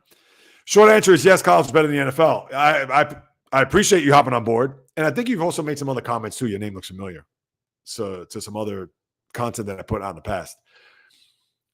And if you watch what I said earlier, as far as why college is better, and I think it is 100%. We don't know the unpredictability of these games. And people can say, oh, the same for the NFL. But yeah, come on. Are the Carolina Panthers going to make a run to a playoff spot in the NFC? I don't think so. Especially when they lost at home to the Saints on Sunday. Not a chance. Now watch, as I said that, watch Carolina go on a run, and next thing you know, they're a 7 seed and in the postseason. But in college football, yeah, Alabama lose to Auburn. Now, all right, they're still going to make the playoff, but they're not going to be a bye. Now, who knows? Maybe strength of schedule, who they beat, and et cetera, that could factor in. But that's the beauty of college football now, where NFL, you're not going to have that. Whomever's slotted in those seeds, that's it. So Pittsburgh could actually sweep the Ravens in the regular season, but if they fall one game below them in the division and Baltimore's in first place, that's it. They're in the postseason. Steelers aren't. And we can say, oh, but they swept them. Nope, doesn't matter. So I agree with you wholeheartedly on that. I enjoy your lives. Thank you, Val. You know that. Nick Foles will be a great guest. You think so, Donavis? Hey, I'll reach out to him. If he's on socials, I will definitely do that. So we shall see. Do you think J-Dub returns tonight versus the Lakers? You know what? I would say yes, only because it is the Lakers. Only because it is the Lakers. Let me enunciate correctly here, people. Jeez, tongue tie. Maybe I just need to tap out here. It's the Lakers. Now, I don't know if LeBron comes back, and I understand that's not your question, but I would say yes, because I'm sure his competitive juices, he wants to go out there, but I would think that if he's not healthy, he's probably not going to play. So, and they're 11-1, they're flying high. I mean, OKC, I understand you hear about the old Super Bowl hangover. There is no NBA Finals hangover with this team. This team right now, they're looking like a juggernaut. So, do I expect them back? Do I expect them to return? I don't know. I'll say no, only because he'll probably want to play, but maybe the front office or maybe the coaching staff will say no. If you haven't been cleared, he's not going to play. And let me see something else. Now that I got that here. Hold on. All right. Yeah, I'm just looking at the latest with his update because I did not check that. Yeah, he's getting, was that today? No, that was a few days ago. Yeah, he was taking shots. Reevaluation 10 to 14 days. It's what now, 12 days? I don't know. Yeah, I would say he does not play tonight. But I would like to see him full speed. I like to see him going up against day to day, as you said, Rob. Yeah, I would like to see him play, and especially when LeBron is in or out, doesn't matter because they're playing well with Luka and Austin Reeves. And Austin Reeves, where did this come from? 50-point games. He's averaging, 32 points a game? I mean, geez. He's been otherworldly. And said, bring Keith McPherson back. Yeah, especially now he's announced the Cowboys. You know what? I need to reach out to him too. My thing is, when I did that interview with him, it was a little bit later in the day because I know he works till late, kid in daycare. I may be able to do that. You know what? I got to reach out to him too. And I know I said that a few weeks ago. Zip, my bad there. But you bring up Eli, Nick Foles. As a matter of fact, I'm going to type this in my phone now. Just so you guys don't think I'm BSing. Let's see. Contact. I got Eli on, but then again, I got to talk more about. And it's fascinating because I'm more interested about Eli now than I was when he was a player, which is weird. Because Peyton, we all know that he was meant to be, I don't want to go as far as saying a showman, But he did all those commercials even when he was still playing, and Eli didn't really do that. He may have been in a commercial or two, but Peyton has personality. I thought Eli didn't. So when he started making these commercials, I'm like, it's because he's got, his brother is riding his coattails. But he has shown that he has a little personality. Now, he's not Peyton in that regard, but yeah, if Eli's open to doing that, Zip, I'm going to take your word for it. I'm going to contact him. And for the novice Nick Foles, I know for the reasons why. Unless Nick Foles is a quarterback coach somewhere. And Keith. Yeah, so I got that on my phone. Just so you know. Contact. Oh, wait.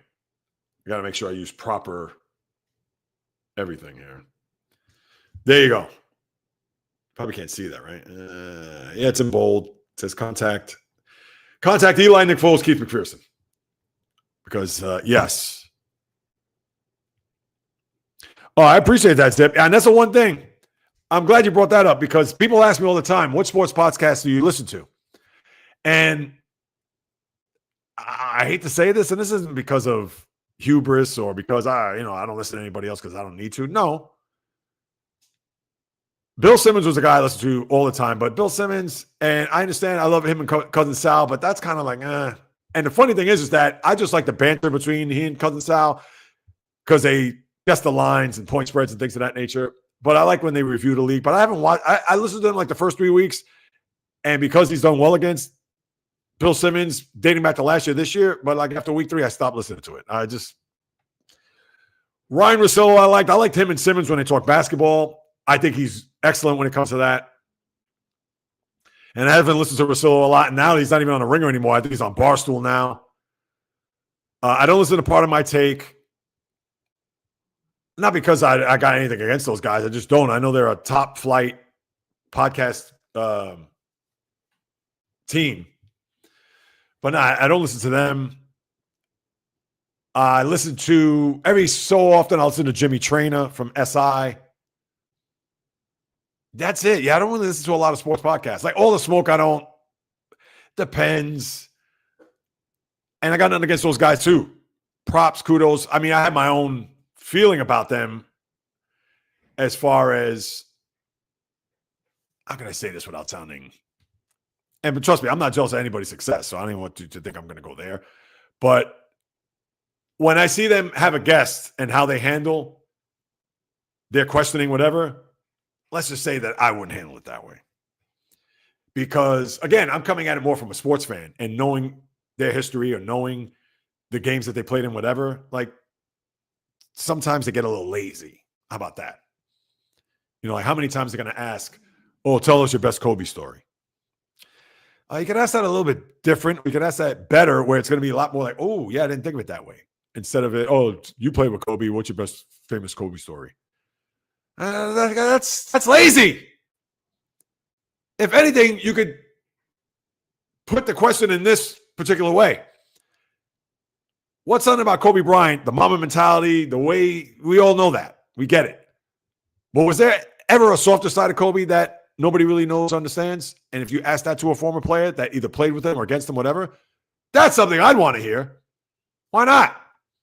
Yeah, because we all know that he was a son of a bitch. We all know that he demanded a lot from his teammates. We all know that he was a hard ass. We all know that he was a guy that, all right, we're in Miami. You want me to go out with you after the game because we're spending the night? And before we fly to the next city, all right, cool. We hang out 2 a.m. But then he's going to come knocking on the door at 5 a.m. It's like, hey, I hung out with you till 2 a.m. Now you got to come hang out with me and go take 10,000 jump shots. Yeah, we know about those stories. Understood. But I want to hear other type of stories regarding Kobe. Like something that you wouldn't even expect or even imagine. And that's what I mean. And I don't want to just, to me, that wasn't a knock or trying to pick on Matt Barnes or Steven Jackson. But, I mean, got to call it like you see it. But Zip, yeah, send me some of those. I'll be definitely the Pivot, Clark, Mellow, 7 p.m. Great listeners to watch. Now, it's funny, with the Pivot, I've seen some of theirs, and I like that they bring a human element to it. I really like, because to me, if I ever had, and it's funny you mentioned about Keith McPherson, because in that and I'm sure you probably saw it. And if you have it, it's in the archive there. He is a local sports talk radio host, WFAN, 7 p.m. to midnight. He's a guy that in the first 45 minutes of our discussion, we talked about the grind. We talked about what it took for him to get to where he had to go. Not just about, hey, let's talk about the Yankees. Let's talk about the Mets. So what's happening with the Knicks? What's happening with the Giants, the Jets? No, 45 minutes, we were talking about his journey. And to me, I find that more intriguing than just the actual games. And I love the games too. And I'd rather talk about those games also. But the journey is what I'm compelled to learn more about. And I like how the pivot does go in those directions. I haven't watched a lot of this stuff, but I have watched. And with 7 p.m. in Brooklyn, it's weird because now there's like a bunch of moving parts. They have, one week they have Melo, Kid Mero, and maybe Rudy Gay. They'll have Monica McNutt. They'll have, I'm trying to think of who else is on there. You would probably know more than I. And to me, I like to have camaraderie, but I like to have people that you know are going to be there on a weekly basis. I don't want to have 100 different people. It's kind of like when you watch a Yankee broadcast. You see Michael Kay, Paul O'Neill, David Cone, but then you may get John Flaherty, who's no longer there. You may get Al Leiter. You may get this guy. You may get that guy. It's like, no, I want to see the same guys week in and week out. I mean, that's just me. But let me scroll up here real quick. Yeah, and I've seen some of the 7 p.m. in Brooklyn stuff. And yeah, it's interesting how, and even then with some of the questioning and stuff, and I get it, that players, they're not going to unpack certain things because it's the code. And I understand these guys, they're not Walter Cronkite, they're not Tom Brokaw, they're not trying to, but me as a fan, I'd want to know. And I gave the best example. And I understand he finally talked about it on 7 p.m. in Brooklyn, and it came up organically, which I liked. But yeah, the whole scenario regarding his ex-wife and the Honey Nut Cheerios.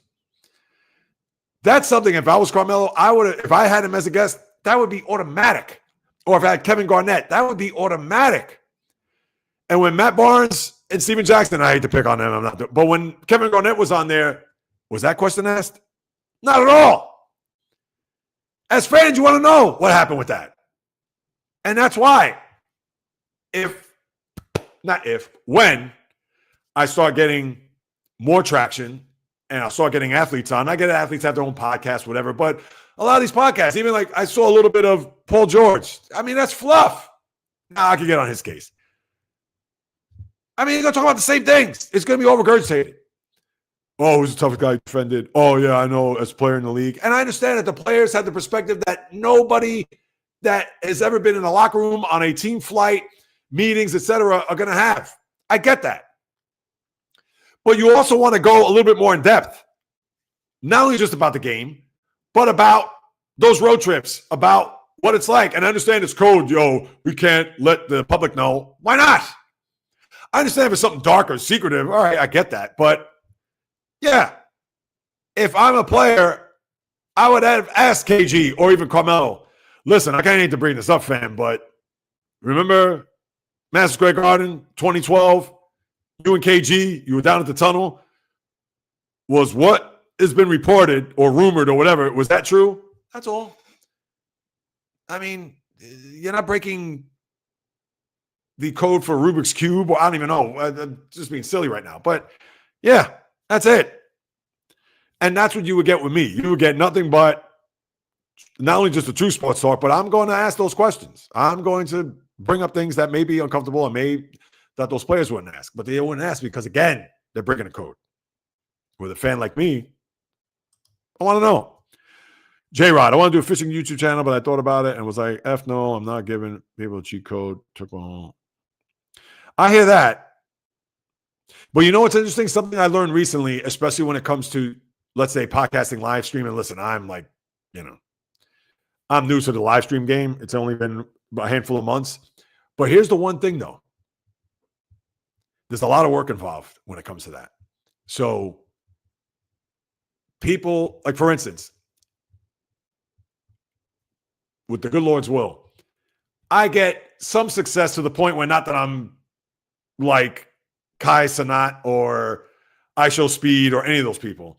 But let's say, hey, I got some traction. I got my following. I got you guys, a few more jumping on board, etc.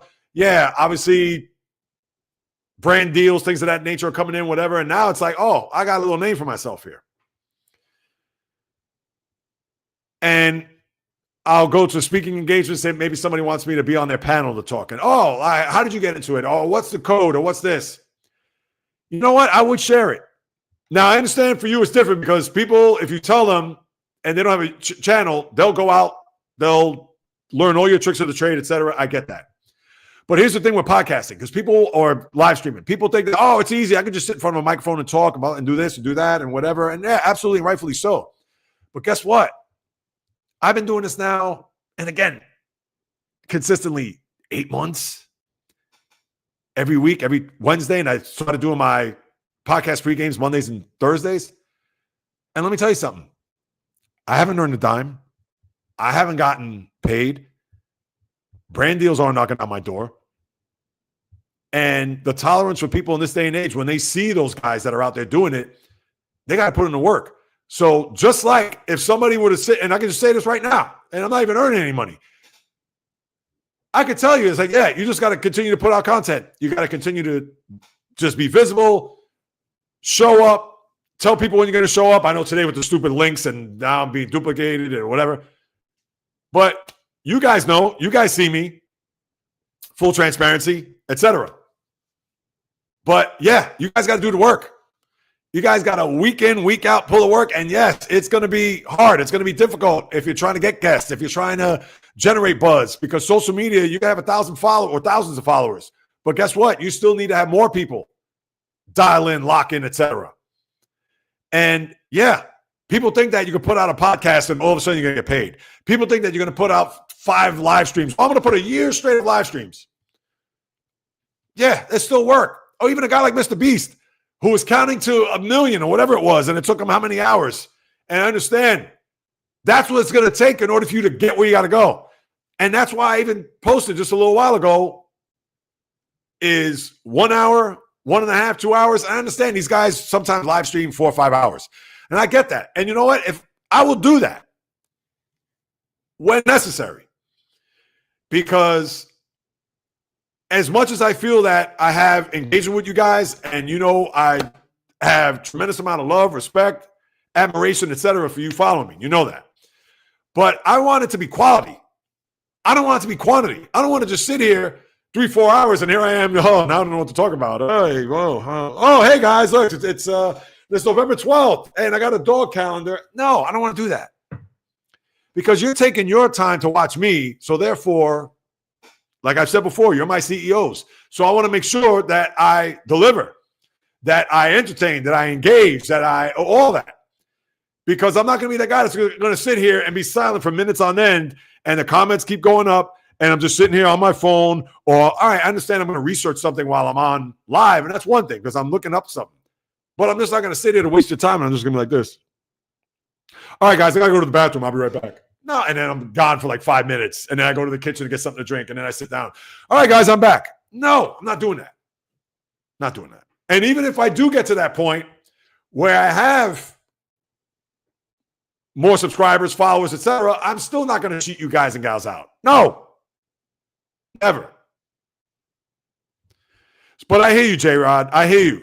It's a thing where minute that people are going to start, and that's different because that's learning tricks of fishing, that anybody that fishes, they're going to take that and run with it. But even still, they would have to do the work. They'd have to go out there 20 degrees or who knows, colder than that, and drill and sit there. But no, I feel you. I really do. And that would be a great service if you had that channel, because I'm sure it would blow up. But then, right, you're probably going to have people that are just going to take your ideas, whatever, so on and so forth. And then, no, and I feel you. Nick Foles, is he a former NFL player? Yes, he is, Val. He was a quarterback who won the Super Bowl for the Eagles. What was that? Super Bowl 52, I think it was. And Nick Foles, who filled in for Carson Wentz that year because he blew out his knee. But yes, number 9. In fact, one of the more famous plays in Super Bowl history, the Philly Special, involved Nick Foles. So if you type in Philly Special, I'm sure you'll see on YouTube, I'm sure you'll see who I'm referring to. Having a great day today. Good for you, Val. Good to hear. Curry's a great player. I know it's your guy. Warriors number 30, of course. We know. How do you feel about Dan Silio's show? You know what? I have not listened to that, Denavis, and you know what? I'm going to write that down too. I got to watch that. Dan Silio. And that's the thing. There's so many of these shows. And that's the other thing. People laugh at me when I pick on Stephen A. And people say, oh, why are you watching First Take? Why are you complaining? I said, no, I'm watching YouTube clips. And I see stuff, and it's like I got to comment on them. Because First Take, it's awful. And I saw the other day on a clip where Marcus Spears, and I got none against Marcus Spears. Seems like a great guy, etc. But they were talking about baseball and even mentioned about how the Dodgers, instead of winning the championship, the Dodgers won the pennant. I'm like, oh, my God. They got this guy talking baseball? What are we doing? And even Stephen A. had to correct him. He said, no, not the pennant, the championship. But that's the same Stephen A. that came out when he had Mad Dog on, and this is the clip I was referring to, when he came out and he said that when he's talking about the National League, he came out and said, well, the Padres are in that conference. The Mets are in that conference. The Phillies are in that conference. I'm like, conference? Are we talking NFL or are we talking Major League Baseball? Because baseball doesn't go by conferences, it go by leagues. And I had to shout him out for that one. And I even tagged him on that. And I know that he'll look at me as, who's this fly on the wall or who's this gnat that's flying around trying to pester me? Well, come on, you're making $20 million a year and you're calling the National League a conference?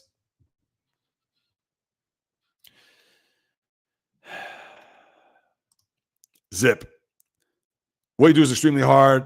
You have to get clicks, eyeballs, sponsors in order to survive. You could just go work. Oh, no, I hate you. But that's my choice, though. I quit my job to pursue this full time. And yes, I understand that there's a lot that goes into it, and there's a lot behind the scenes, and some days I fall short. Some days I know I need to do more. Some days I haven't done more, and I get that. But that's not because I don't want to try it. It's not the smoke I don't want. But for everything that you just mentioned, understood that, yeah, this is something that I not want to pursue. I am pursuing, and I'm going to do whatever it takes for me to get there, because I feel with what it is that I do, I belong in the stratosphere and in those rooms with the people who are former athletes, who are the Stephen A's of the world, the Colin Cowards. I don't watch Coward either, or Skip Bayless. Skip's not even on TV anymore, for that matter. Yeah, I could be in the room with those people without question. And I'm not saying that to puff my chest out. Oh, I'm better than. No, I'm not better than anybody. But yeah, and they can wake me up 2:30 in the morning.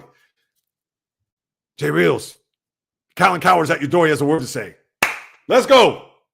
I won't even brush my teeth. I have crusty eyes. Let's sit on the sofa and let's talk about it. So I appreciate that, Zip. I really do. LeBron, what happened to him? Oh, he has sciatica. He has that nerve issue in his back. He's out 3 to 4 weeks. He should be coming back soon. I feel bad for Warriors. Can you explain, Jay, why they're not doing well? Yeah, I know. Draymond even said that too. Listen, they're an old team. They're a veteran team. I understand they got a couple of young players. But the problem with Golden State is that not only that they're just old, but they're just not as athletic. Draymond, he had the IQ through the roof. But you mean to tell me he's going to defend a guy like Victor Wembanyama? Absolutely not. Jimmy Butler, a guy who has been the more recent poster child for load management. Yeah, 55 games ain't cutting it. You have to play more. And as it is, Steve Kerr's going to have to preserve his team if they have any shot of making the postseason, on top of if they have any shot of getting back to an NBA final. They just don't have the horses. They have the know-how. They have the DNA. They have the makeup. They have the experience. They have all of that, the pedigree, etc. That team can't beat Oklahoma City. No way. Oklahoma City's younger. They're hungrier. Come on.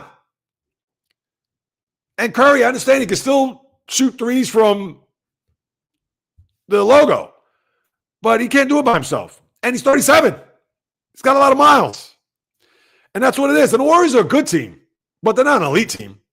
And I don't care what people say. I don't care. Even last year, the Warriors are going to be a team to look out for, blah, blah. No, stop. No. And I'm not saying that because they're bad. I'm not saying that because they're not any good. I mean, you would take, off the top of your head, 5 teams right now that are better than the Warriors as far as going to win a championship. You're taking Detroit's roster. I understand they don't have the experience, everything I mentioned, but you're taking Detroit's roster if you're Steve Kerr. Obviously, you're taking Oklahoma City. You're taking Denver right now in their roster. You can even take the Knicks right now. As crazy as that may sound, because Cat, I know, floats in and out of these games, but you're taking them. But that's it. That's it. They're an old team.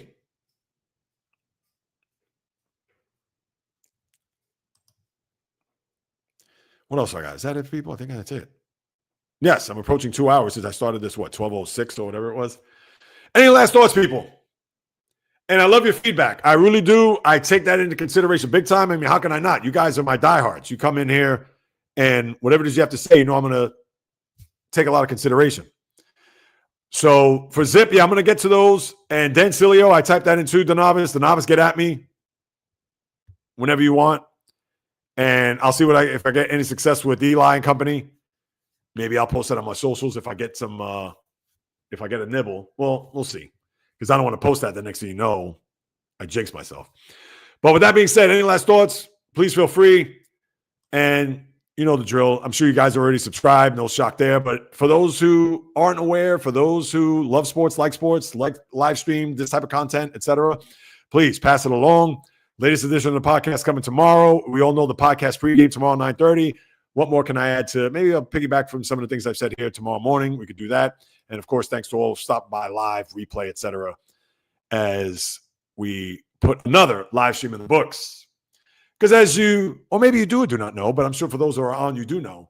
In the blood, in the DNA, talking sports is birth is what I love to do. This is why, as I said earlier, I quit my job to pursue this full time. And it's been over 21 months. It's going to be 2 years come February. So, yeah, something's got to change. But your boys got his sleeves rolled up. And especially during this time, seasonal depression, you turn back the clock, shorter days, colder days, it's even going to be more of a challenge. But you know what? I got to rise above that, just like you guys and gals will too, whatever it is that's happening in your life, because we're all in this together. We all got to stay as uplifting, as positive, etc., because we all know the minute the negative thoughts permeate, that's when things will go south. And we don't want that here. We don't want that anywhere for that matter. And as long as I'm alive and breathing and in front of this microphone or camera, and camera, I should say, I will continue to deliver nothing but passion, fire, energy, fury with my thoughts, opinions, critiques, praise, analysis, feelings on anything and everything that happens on the world of the diamond, ice, gridiron, hardwood, golf course, racetrack, tennis court, boxing ring, octagon, podcasting, live streaming, whatever it may be, you name it. From my lips to your ears, from my heart to your soul, from where I am to wherever you are, the J Reels live stream always comes live, correct, directed, in full effect. From the South Bronx to South Beach to South Central to South Pacific and all points beyond. Peace, love, and God bless everybody. And until next Wednesday on the live stream, till tomorrow morning, 9:30 on the podcast pregame, and the podcast as well around 12:30 p.m. Until next time, everybody, on the flip. Enjoy the rest of your Wednesday, your hump day, and until then, have a good one.